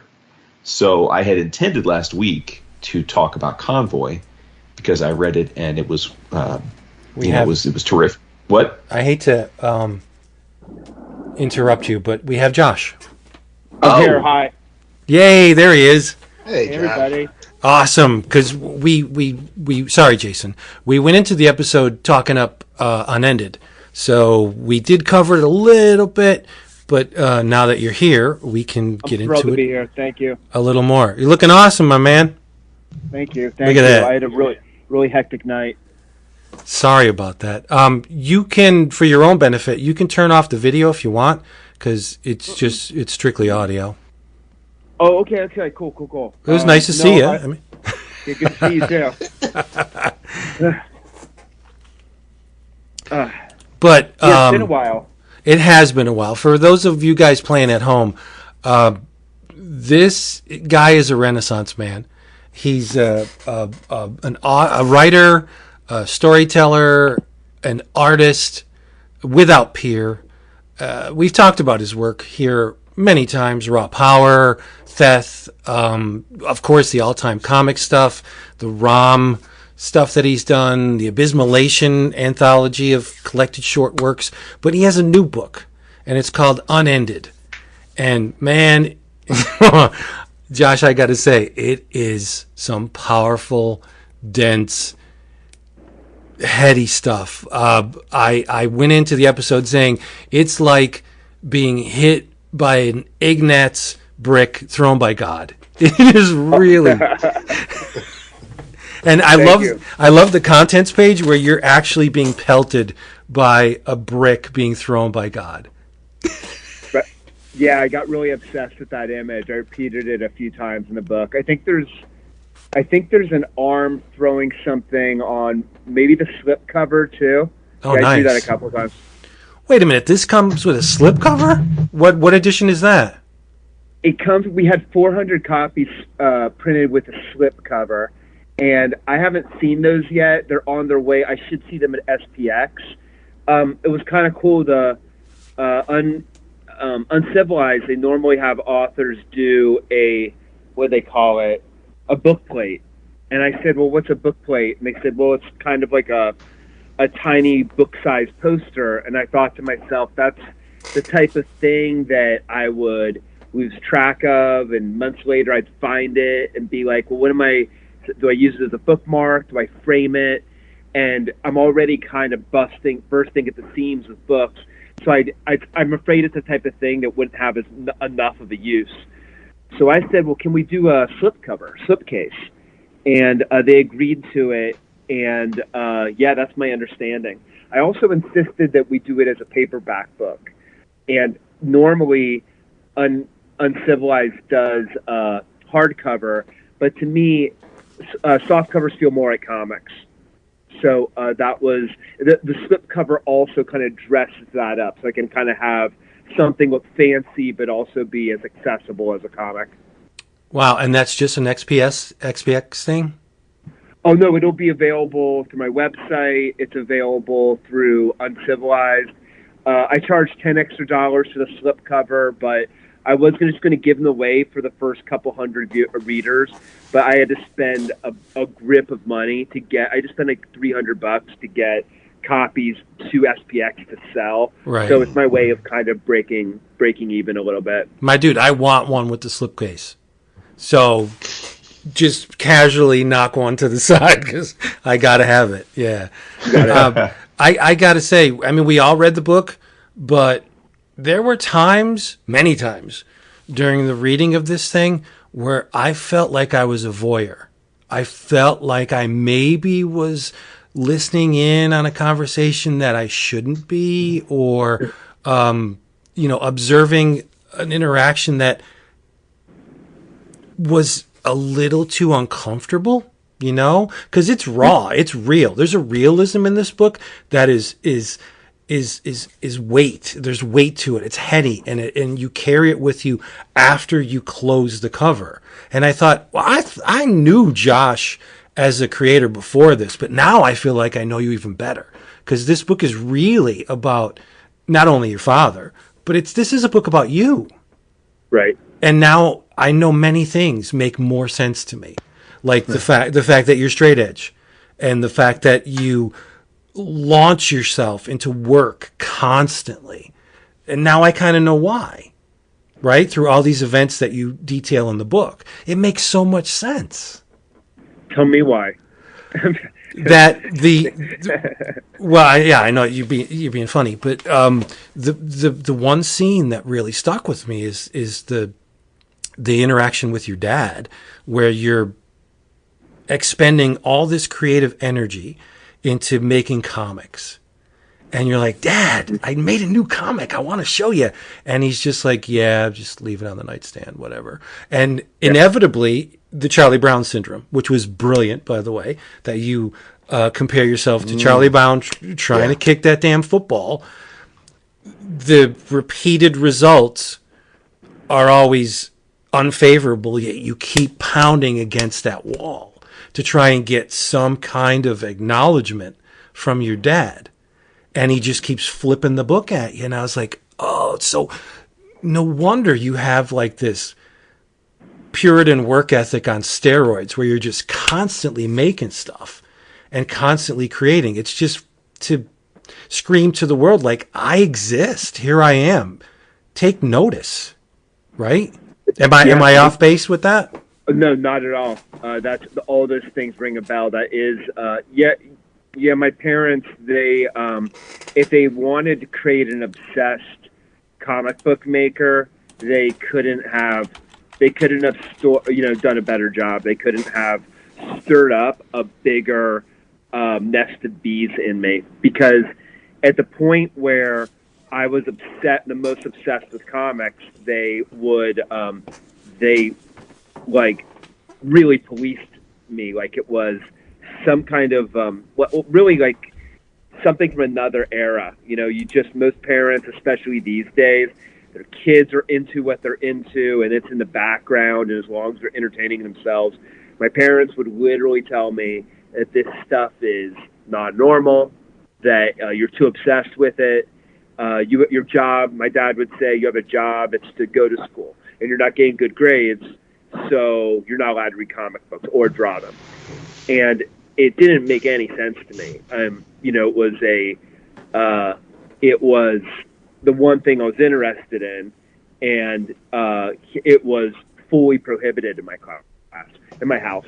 Plus, it was right at the period, like 1980. I know this podcast is really inspired by the same kind of comic shaped us all. Like the period where John Byrne was on the X-Men was a period where I knew those comics were coming out, and I would get in major trouble if even if I was able to get 50 cents, if I was to somehow go over to the store and buy a copy of it. I remember seeing like the Teen Titans like in a store like a year into the George Perez run, and I'd missed all these issues. And there's like an issue where like Robin's costume's like half torn off. I'm like, oh, I didn't know he had a green chainmail under his suit. And it was like I missed all these issues. I went and read them as an adult, and they didn't mean anything to me. But that sense of really connecting to this art form, and all really at a key period, having it become bigger than life because it was out of my grasp, has really shaped the obsessed person that turned into. Right.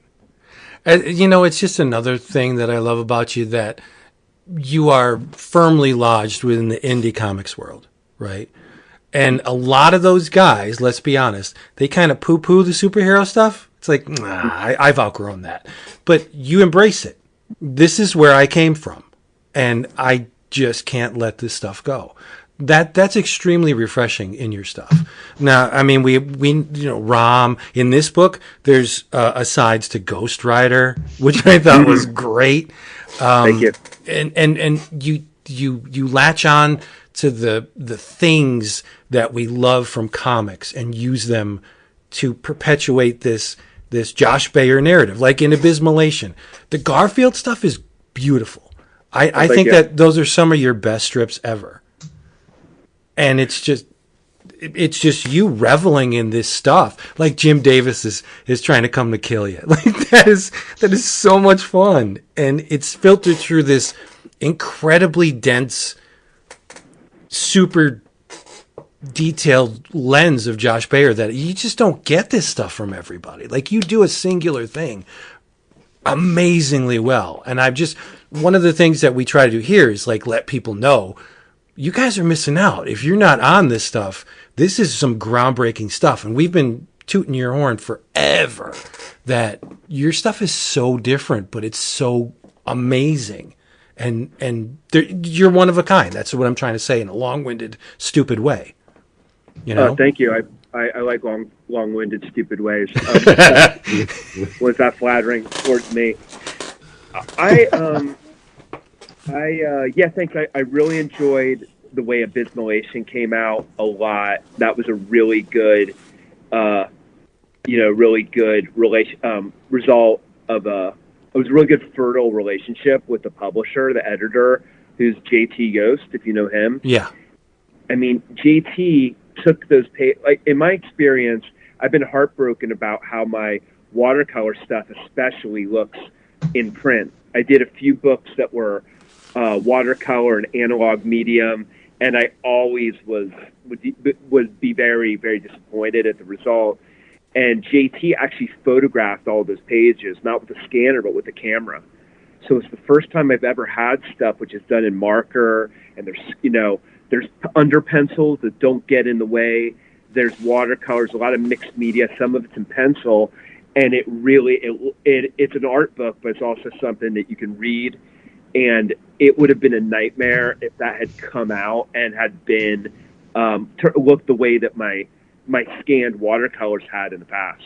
Right. The reason I developed my digital technique that I use on Tomorrow Forever and on Unended and my book RM was because I had to do something, because my watercolor stuff is just printing out so pale and kind of like off balance. And what I discovered is that if anybody who's used the scanner, even if you're not an artist, think about the way that you're using a photocopier and you have those lights that come and flash onto the image. It blows out your art. So that's fine in black and white, but with watercolor, it really distorts it. So that was it was a very happy, very surprising result that JT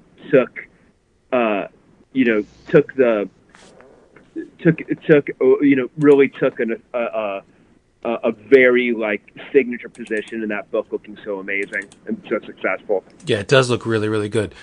A lot of the color I noticed, and I know it's digital, but some of the color would challenge traditional 4-color printing press.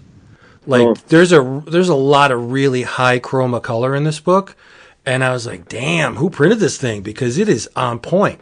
The colors are vibrant. And the saturation is really good. So I was like, I need to know who printed this, because I'm in printing, and a lot of this stuff would really challenge somebody to get it, to capture it authentically, to get it the way you intended it to be. I'll put you in touch with Tom Kay from Uncivilized if you really want to pursue have some questions for him or want to talk to him. Sure. Professional. Yeah, it was done in China. That's all I know. It came out extremely well. Yeah. Yeah. But going back to one thing you said about indie artists and superhero stuff, I think I can't speak for everybody, but I mean, for one thing, I'm older than a lot of people who are in the scene, and I think that they are just as sentimental and embracing of their own kind of mainstream pulp culture. Mm-hmm. You talk to these kids about Pokemon or Teenage Mutant Ninja Turtles or whatever Generation Z is into, and I've always been 10 years behind my friends who are doing comics. So like Pat Alicio and that scene, those guys they have a lot of affection for stuff that I kind of missed the boat on. Like they had kind of a love-hate relationship with Image, and I just had a hate relationship with Image. Right. I was like 19 when that stuff came out and thought it was terrible. And they, over time, I think I like what it inspired. I don't like certain artists. I like the artists who are interpreting them through their own lens. But I don't know that. I feel like they embraced.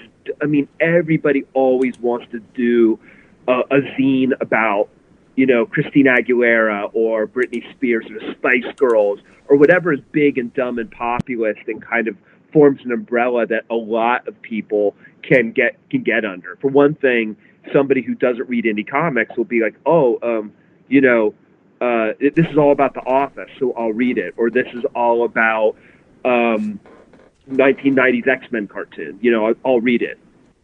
So I do think that, and even me, like in my academic classes, I like sort of reluctantly will introduce the superhero stuff, but all my students know that the stuff I'm into, and when I do present it, right, I'm as passionate about most of that as I am, the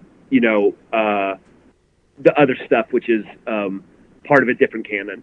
Right. I'll talk about Tony DeZungia pretty much as lovingly as I talk about Milton Caniff, and I've been looking at Al Williamson lately, just blown away at how consistent he was, and I think those all my students basically accept it. But I teach illustration as well as comics, and my early evaluations, some students would say enough of the comics. So I try to, from the beginning in my classes now, I tell them this is who I am, but I'm going to try to give you a platform that is equal parts appeals to the people in here who want to be fine artists, the people who want to be illustrators, and the people who want to be cartoonists. But I've just learned to not I'm so enthusiastic about it. I try to dim it down a little bit, because even at a 5, my enthusiasm will probably read it as being at a 10. Right. I encountered the same problem with my students, where they can see I'm going down that road of comics, and I see the eye rolls coming. And I had one student that I have a Joe Kubert signature tattoo on my arm. Oh, wow. Yeah, and they're just like, who's this Joe Kubert guy? And you open that door, I'm going to walk into that room and just start, right? So there's after a while, and the kids are just like, can we not hear any more about Tarzan? It's like, I'm sorry, but these are the guys that you need to know about. These are illustrators that they were denigrated by, quote, fine artists at large, but these guys could draw anything and draw them well and without reference in a lot of cases. So you should be aspiring to be these guys, not, poo-pooing them and disregarding them, because they were monsters in their field. How can you not love Kubert? And anybody who has a fine art sensibility, his stuff looks more like a, it's very unconventional for mainstream comics. Yep. The sense of like dust and dirt, it's like a spaghetti western. Totally gritty, right? He was the perfect artist for Sergeant Rock. Nobody could have rendered that reality as well as Joe Kubert, I think. Yeah. Some guys could have done it with more visual panache, or maybe more, accurately rendered the characters and the vehicles. But Joe gave it a gritty realism that nobody could produce, I think. And I love his stuff. I respect his sons, but the sons don't have all the key things that's appealing to Joe. That's appealing to me about Joe's work is, like you said, how weathered and textured everything is. Yeah, it has some elements that are very gestural. Like his shadows just look like he's doing them so intuitively, and he doesn't idealize, or at least he doesn't idealize as fetishistically as other artists do. And his sons are perfectly good, and they have their own vision, but it doesn't have, it doesn't have that really, that depth that Joe's stuff has. And the only time I remember in like 20 years ago before Joe died, some of his last work was like inking on top of Adam Kubert for like the Ultimate X-Men series. And I remember I'd just been hating, because I was reading it because I liked Mark Millar a lot at the time, and it was the first time I liked the work. And then I looked at the credits, and I was like, oh, his dad inked this. And I guess as far as inkers go, he does tend to be somebody who really overpowers the pencils. Sure, yeah. When I met Joe, he had inked over one of his sons on that Before Watchmen stuff. And I saw that too. And the stuff looked great. But because Joe was like the guiding force of it. And you would think like the son would learn, like, wow, look what my dad did to my pencils, like pick up some of that stuff. But I don't want to shit on the sons. I think they're very talented guys. It's just that they have their thing and their dad, did it right. So, yeah. So let's get back to Unended for a little while. Sure. One of the things I wasn't a little mad at you, but if I was reading this and you were in the room, there was a couple of things in this book where I'm just like, man, the thing that got me was the intro with Pettibon. How you went back to him and he validated you, and then the thing with your dad and the comics, you were just looking for some kind of validation. And I'm like, God damn it, this is Josh Baer. He does not need to be validated by anyone. So I felt some kind of way when he's like, okay, I endorse you. I'm like, bullshit. He doesn't need your endorsement. This is Josh Baer, man. I love it. Thank you. That's a huge compliment. That last, me knocking on his door and saying, I need you to say something that validates me. That was a fiction. But what happened was I tracked down Pettibone. I said to him, just what happened in the comic. I want to talk to you. I don't really expect you to write an intro, but we could have a conversation and I could probably transcribe it and turn it into an intro. And then when I read it, it was a great conversation, but he didn't build that bridge back to my work. And I just needed one more line, and I played it out in my head. And I was like, if I go over and I force the issue, he's going to. It's a very Pettibone-like gesture. Like, what do you want from me? Like, you want me to say I validate you? Okay, I validate you. Much for many of the reasons that you just said. Like, I think he would find that to be absurd. Right. And that part was a very true dialogue, and the whole dialogue. I recorded it, and then I created a transcript of it. And if anybody reads Bubble Zine, the whole transcription is in bubbles. But yeah, I would have loved to have put introduction from Raymond Pettibone, but it's kind of an anti-introduction. So I didn't put that on the cover, and people will see it. It still is what it is. It's still, there when people open up the cover. So it's a kind of an intro and kind of an anti-intro. So, at least you can know that I didn't, I'm a fiction writer, so I didn't really, but I do really like that you said that. I honestly didn't make that connection. That's there absolutely is there is a link between those two things. You got Pettibone talking about his relationship with his father. You have me dealing with my father, which is the reason that his intro belonged in there. And then I didn't even think about the idea that I'm also literally asking him to say that he endorses me or validates me, but same thing. They're pretty powerful bookends. Yeah, I picked up on that immediately, and I was like, I mean, you know how I feel about your work, right? Is there ever a time when you finished a page and you pull back and you look at it and you're just like, damn, I'm good. Like, do you do that? Do you have self-worth? Yeah. Hopefully, it's somewhere between those two extremes. I have days where I'm really happy with what I've done. Usually on the same page, I feel differently in the morning. I do love. I can't accept an outrageous compliment like that, but thank you so much. Ah, come on. Another one of the things about the book that I found fascinating is the fact that the majority of the time you depict yourself in shadow. Like there's almost no facial features at all. And you said it yourself, it's hard to see yourself. Are you still seeking the visual identity of Josh Baer, or? Yeah, definitely. Well, that's good. On a lot of different levels. My basic rationale for blacking out my face was this is the first. In a lot of ways, this is a sequel to Theft, but it's the first time. And Theft is a stand-in for me, but I identify. It's an avatar, and it's the first time I haven't used an avatar, but it's still fiction. Whenever you write about yourself, it's fiction. There's things in the comic that didn't happen.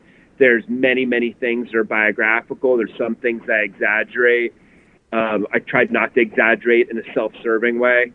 I sometimes will exaggerate just to sort of embrace the language of comics. For example, my dad would throw my work at me when I showed it to him. He didn't throw it so the pages went through the air and perfectly smacked in my face. The paper doesn't do that. like somehow it's a wet piece of paper. But other than that, that's actually true. And yeah, but I do recognize, who knows what I remember in the book and what I don't. I talked to my brothers about how we took the book when we all found it together as I depict in the comic. For people who haven't read the book yet, my dad died in 2010, and while we were, sorting through the aftermath of him passing away, my stepmother came out with a box of his writing and gave it to us. And my brother Dan and John remember that she didn't give it to us, we just took it. And that's not what I remember. So who knows which one was right? It's also possible that I misunderstood and that they did that when I wasn't in the room. But there is, they as much as I'm certain that my recollection of my childhood is accurate, my parents have a much different version. And that is, who knows which one is true. I don't think I hallucinated a solid 18 years of these consistent patterns of outrageous behavior and rage and all the other things I dealt with. I didn't hallucinate them putting me in a home for troubled teens for a year when I was a teenager. All those things are true. But study memory and you'll find out that memory is very different from what we think it is. So sure. I came up with the idea that I'd black out the face to kind of acknowledge that this is me, but it's not me. Right.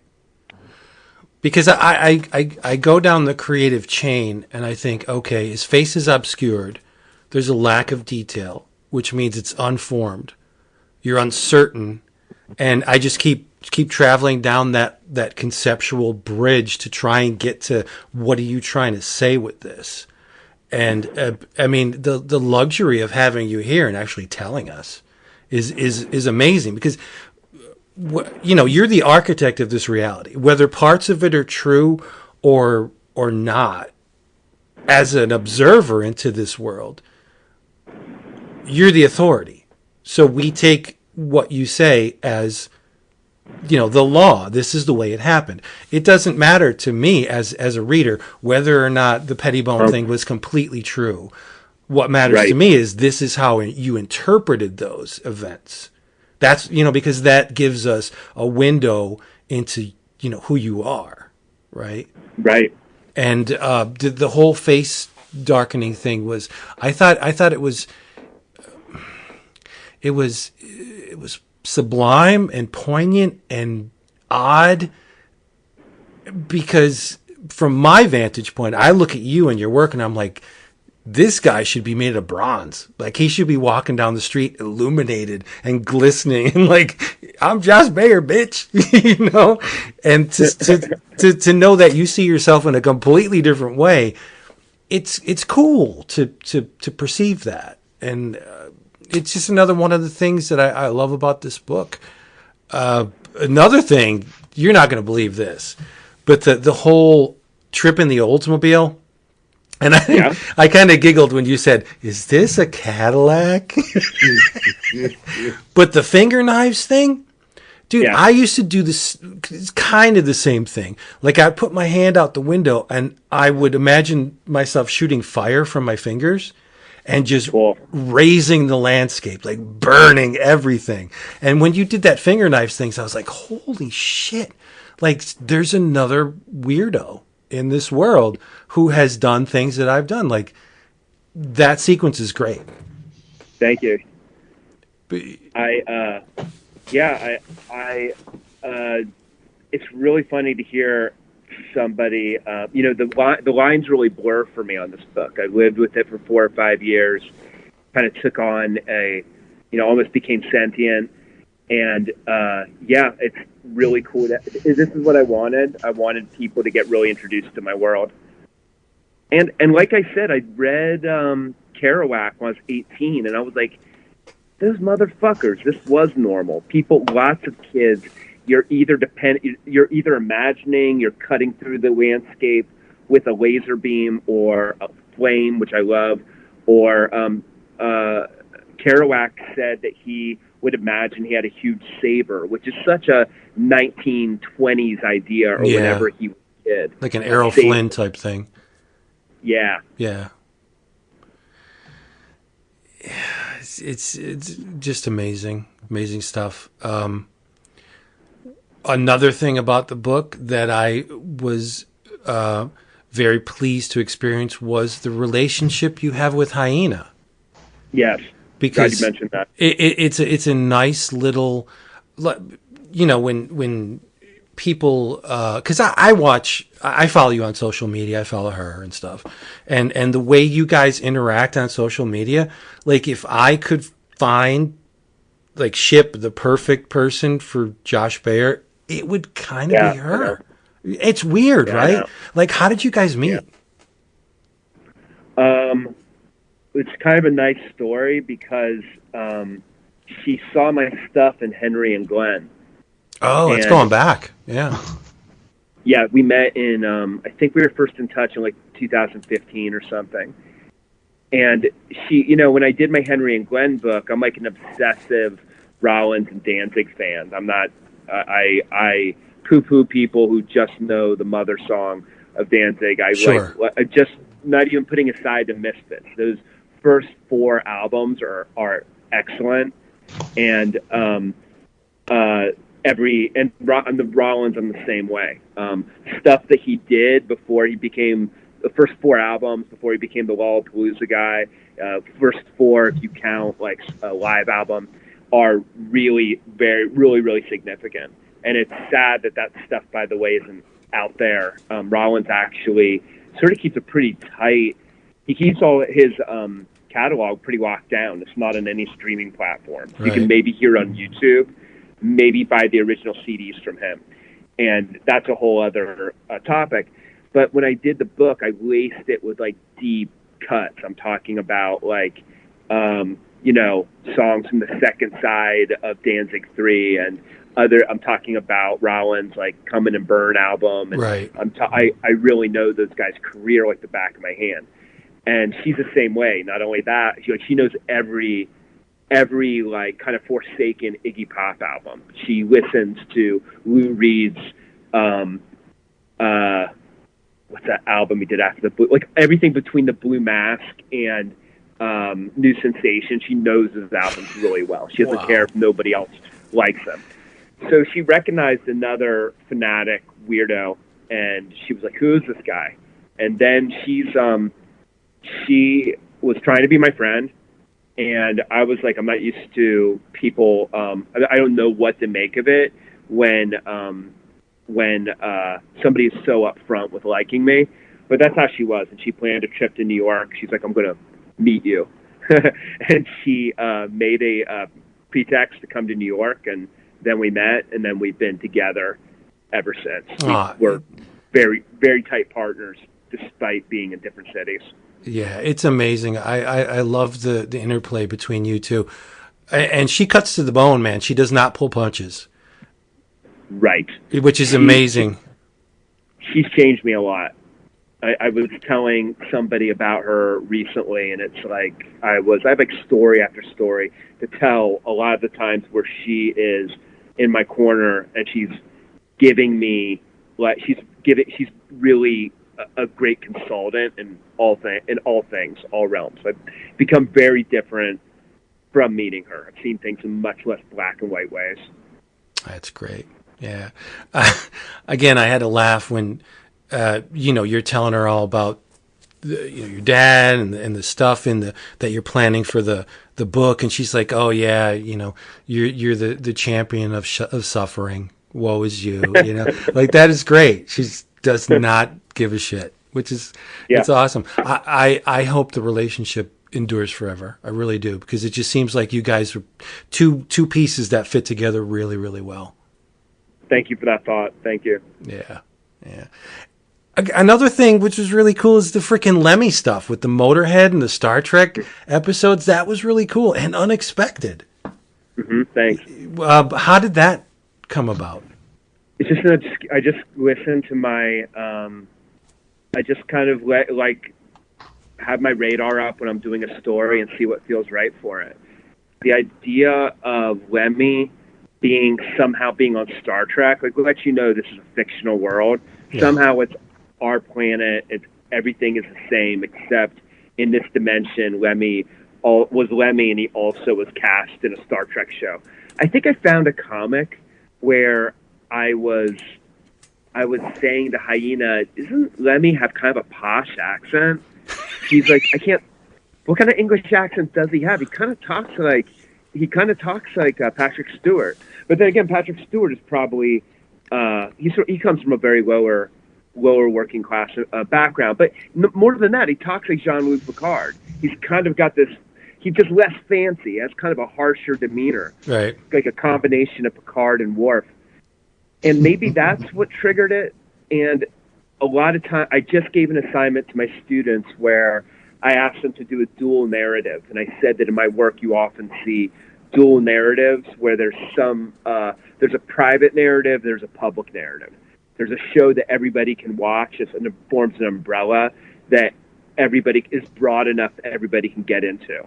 It might be a song, or it might be a TV show, or a band, or Ghost Rider, or Lemmy. And again, I gave that assignment to my students. I said, take an incident that happened to you, or this closely modeled after something happened to you, and then I want you to pair it with another narrative that is out of the blue, that is something a character might be watching, or a song that they're listening to, or an MTV video they're listening to. And I'm like, just see what happens. Try to see, maybe the two things will resolve each other, and maybe it'll be open-ended and give the story a sense of mystery. And that's pretty much the way that I'm what I want for my own story. All right. Well, the image of Lemmy as a Starfleet officer with a giant scythe, pretty damn compelling, right? I want to see that. Yeah, me too. And we're lesser people because it doesn't exist. That would be really cool, right? So the whole Chewy center of this book is that you're trying to make sense out of your father's play, which is unfinished, right? And come up with an ending. And yeah, I thought the journey of you trying to decipher what he had written, or like making sense of the fits and starts of the play, was like, in a way, reassembling and rearranging the memories you have of your dad, trying to piece together the person he was. And let's be honest, anybody who reads this knows the guy wasn't perfect. But he obviously meant something to you to make the effort that you made to decipher what he had written. True. And yeah. I have to be honest, I'm not entirely sure that I understand all of the Poe ending. The Bela Lugosi playing, doing the Poe stuff on stage. I understand it to a point, but maybe you can flesh out a little bit more for me of how, like the Telltale Heart part, where there's something working on this guy that no one else can hear. Like, that's appropriate to the narrative, where you have this ghost of your dad that's impacting you in a way that nobody understands but you. So that you hear the beating of that heart, and you talk like, don't you hear that? Like, that's my father's resonance on this world. Like, I need to decipher this. Where I get that part about the Telltale Heart, but the whole, like, why did you pick Bela Lugosi? I don't know.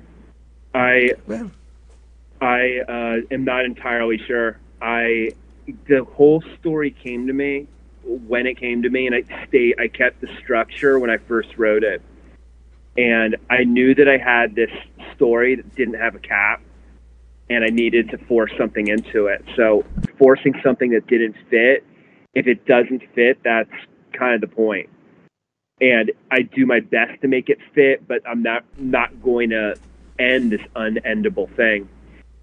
So having this third act that is like this uneasy seal on this this project that needs to be resolved is exactly what you said. It is something that doesn't entirely. There's a disconnect, Right. and I decided, like you said, you enter this comic, you're entering a world where it's the rules of the author, and that's interesting too. That's core, it's meta. It's core to the ideas of the story. What is it to do successful writing, and what does it mean to you? How do you make work mean something to other people? And so that came to me. I was reading a book about Bela Lugosi at the time, and I decided in this world, like, it's following my rules. So inexplicably, Bela Lugosi could still be alive. My publisher said at one point, maybe introduce Bela Lugosi earlier.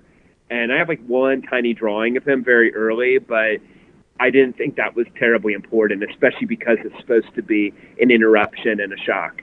Right. Well, you're aware of the history of Bela Lugosi, where at one time he was celebrated, but towards the end of his career, he was an addict and fell out of favor and appeared in low-budget Ed Wood movies and very far removed from the stature he once had. And I thought that aspect of it was, okay, I get that part, because Dad at one time was the driving force of this family, and an inescapable presence in this unit. And then towards the end, or towards the later years, he receded a little bit with the seclusion in the room, and you had to go to him, and he was always like by himself or removed from the family. Like, I get that part. So, but the ending is intensely surreal, and I think that benefits the book conceptually, in that you didn't end this thing that your dad left unfinished. You just wrapped it in a mesmerizing shell that just left what exists as it was, and just said, like, I can't put a punctuation mark at the end of the sentence because I'm not that person. So this is how I translated it. This is where I'm letting it lay. And I thought that was great. Thank you. Yeah, it's, I think that you have my dad's play, which is not going to be remembered. You have my work that I don't know, who knows, like, what legacy I'll leave behind. Then you have Edgar Allan Poe, who, even if you have never read his stuff, you can probably recite a couple lines from The Raven, or what the basic gist of his story was. And that's lived on for 100 years. Maybe it'll last for another 100, maybe not. Right. So it's three different levels of people who are struggling to be artists or writers or creators. The other thing with Bela is, when I read about him, I got the impression that it depends on who you talk to. The story, the rap on him is that, he was this, that he really fell from grace, that he had this very tragic soap opera-ish like descent, conjures up ideas of, whatever happened to Baby Jane and other stars who can't give up the limelight. When I read the book about him, they portrayed it that he was, that if you take away some of the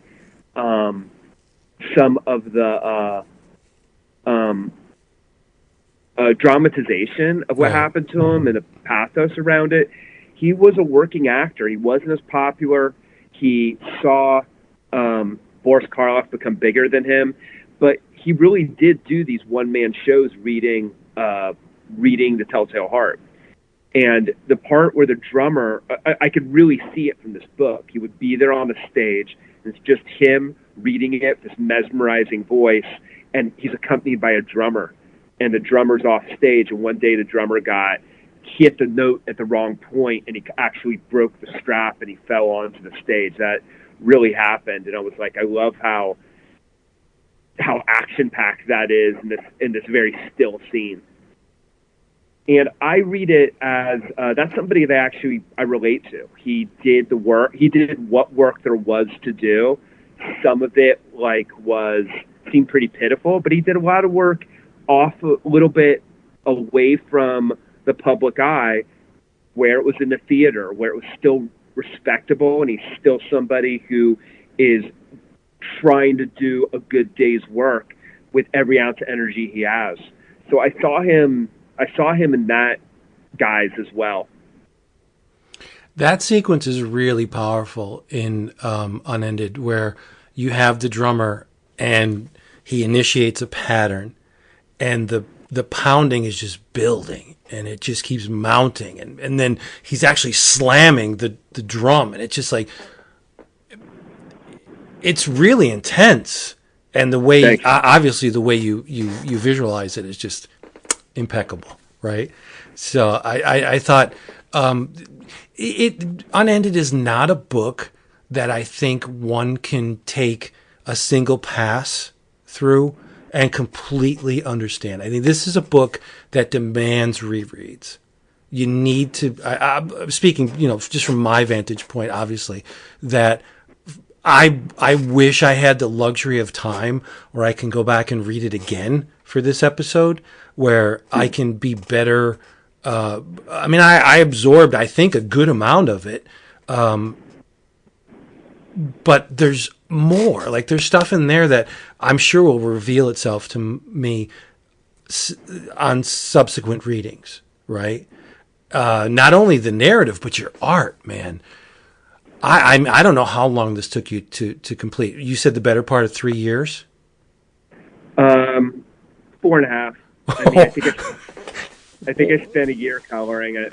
Wow. I colored the whole thing in 3 months, looked at it, said I want to do it again. I want to make this color better, and I broke out all the pages and did them again for another 6 months.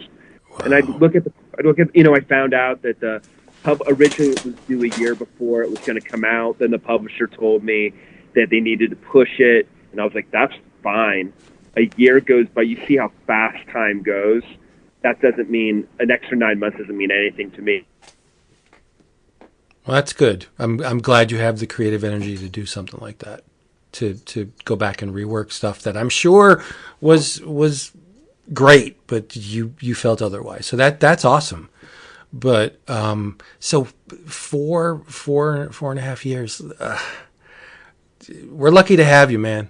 I mean, it's crazy. This book is incredible. Just to kind of wrap it up, I also love the fact that there was no final page in the play, and the panel, I think, or the sequence where you're asking your father, just give me something I can work with. That mirrors the interaction with Pettibon. Like, you're just asking them, just give me something I can use, give me something I can work with. It's brilliant. It really is. Are you still there? Did he get knocked off? The image is frozen. Yeah, the image is frozen. Oh, no. That's not good. Mm. Oh, no. Stupid Skype. Fucking Skype. Well, how about it? I'm going to kick him. I'm going to kick him and reconnect with him. How about that? We'll see if we could do that. Just to wrap it all up, because we don't want to leave. Well, it would be very conceptually sound with the book to leave it unfinished. Right? Let's see if I can't get him back.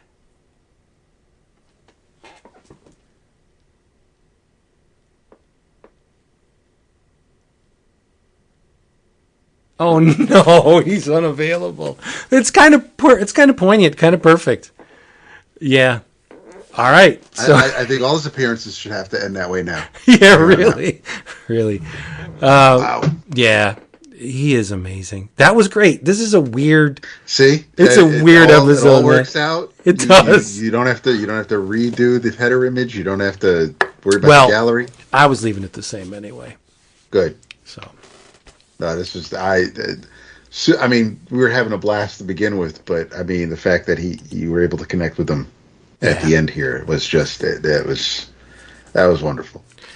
I just wanted to say to him to bring it all home was that, damn it, stop doubting yourself. Yeah, seriously. Because there's one part where a character says to him, I think it's Hyena, where no, it's the person he randomly meets on the street. As he's thinking, he runs into a street person. Josh starts communicating to this person the problems he's having with his father's play, and he's trying to find the answers. And the street person says, Josh gives him money. The person says, just go figure out the answers, unless you're lazy or you don't have any talent. And Josh's reply is, I'm not lazy. Which ripped my shit apart. Like, okay, you admit you're not lazy, which you're not, but my dude, you have more talent than anybody else I know. Like, why can't you see it? Like, my man. So Josh Bayer, Unended, Uncivilized Books. Go get it. I got to get the slipcase edition. That was awesome. So, hey, thank you all for listening to this. Please, if you would like to save money on omnibus editions, collected editions, manga, art books, a whole bunch of stuff, go to cheapgraphicnovels.com. That's cheapgraphicnovels.com, because you will save more than Amazon, more than anywhere else. Just go there. And do us a solid, check out our Patreon page. Big doings are in the works. We're going to revamp a lot of stuff. We're going to make it even better than it already is. And what it already is you get extra audio, hours and hours of extra audio that the people on the regular feed don't hear. You get images, you get comic book covers, you get to download original fanzines from back in the day. You can vote on the book of the month, which is coming up very soon. So you all would be... oh, hey! Yes, he's back. You know what was cool? Yeah, I can hear you. You know what was really cool? The fact that it just cut off and it was unended. I was like, this is the perfect friggin' ending. But I just wanted to wrap it up by saying, awesome that you came here with us. And there was one section of the later stage of the book that I really wanted to take you to task about, was after you communicated with the street person and you were telling them all the problems you were having with deciphering your dad's work, and you didn't know how, you were going to end it, and you didn't have the answers, and they said to you, just go figure out the answers, unless you're lazy or you don't have any talent.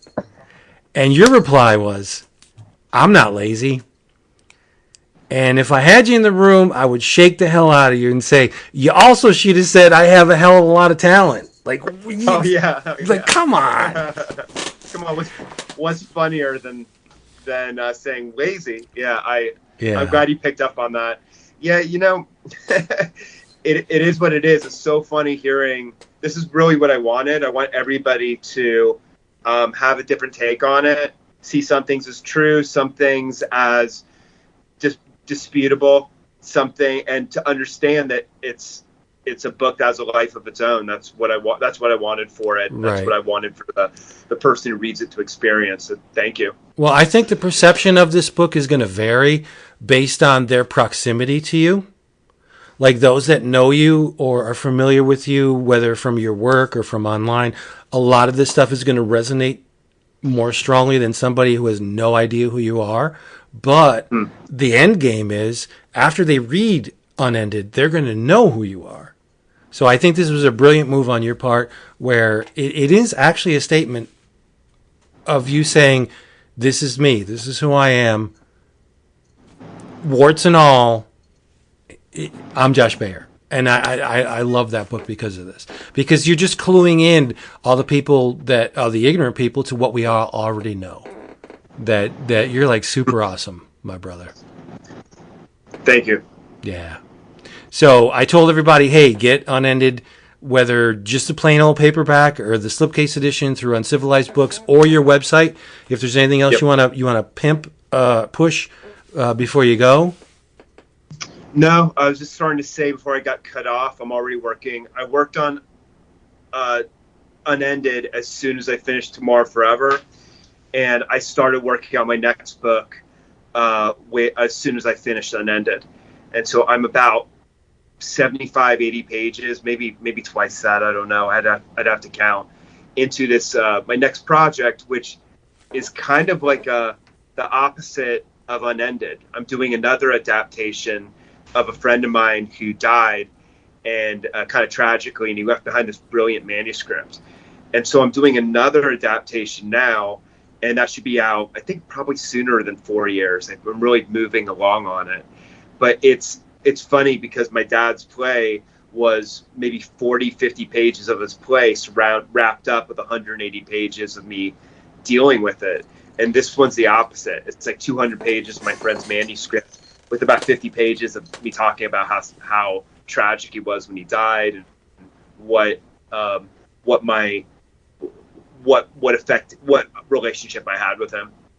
It sounds great. And like I said, I follow you on Instagram, so I see the stacks of pages and you just paging through them. And it's like, man, this guy is just relentless. You just produce work like crazy, and it's all amazing stuff. Like there's no lull in your process. You don't have,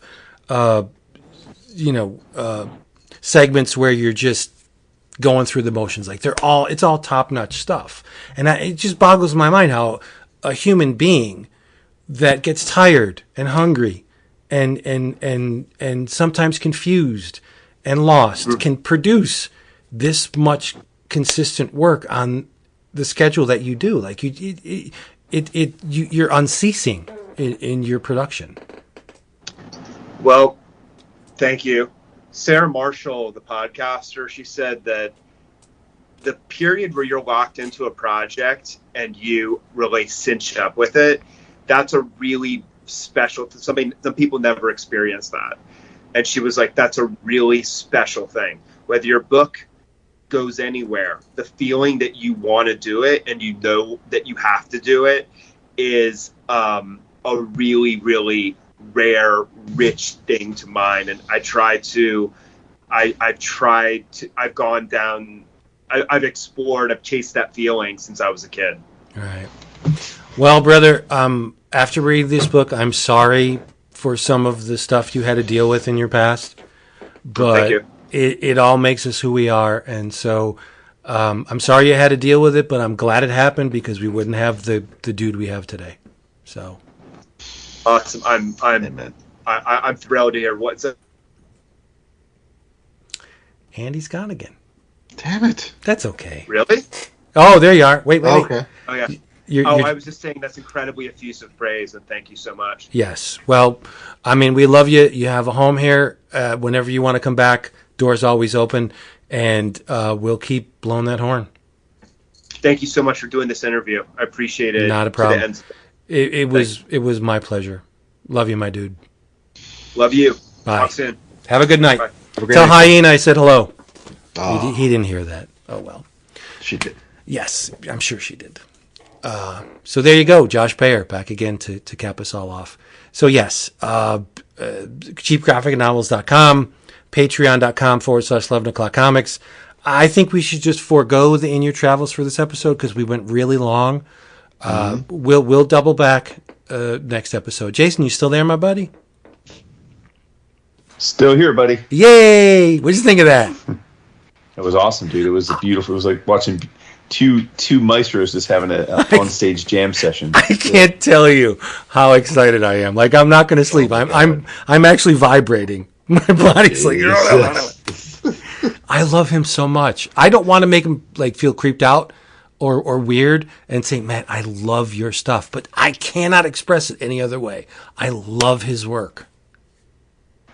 No doubt. You will too if you read it. Unended, Uncivilized Books. All right. In your travels, go get some comics, read them, love them, enjoy them, hopefully, and talk about them. That's the important part. Bring it online and talk to like-minded people about what you enjoyed about comics. Come back next time. We'll have something here waiting for you, a beverage, maybe a sandwich. And in the meantime, say good night.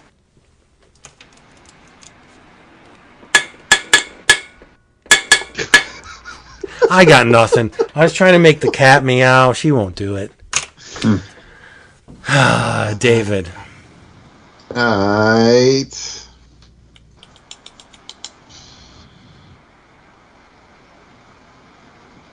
What? Yeah. She's gonna fight you, No, I think she caught a mouse. David. Oh. Oh. Nice little mouser action. Hey, what are you doing over there? They're in her keep. I don't know. I just don't want to clean it up. Excellent job, David. Oh, thank you. Thank you. Yes, yes. Tell them you love them. Love you. I love them almost as much as American Ninja. Wow, there's a glowing endorsement. Listen, I don't know the last time you watched American Ninja, but it just went on Netflix. Amazon Prime just got it and all the other it is, as a child of the 80s, having the Canon film streamable is a good thing. Oh, Canon films are great. If you like action and titties, That's what I'm saying. yeah. And titties. Michael, where would Michael Dudikoff have been without Canon films? It's true. Hanging out with Jan Michael Vincent.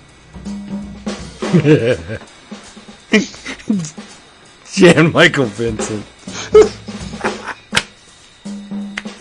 That's it for that one.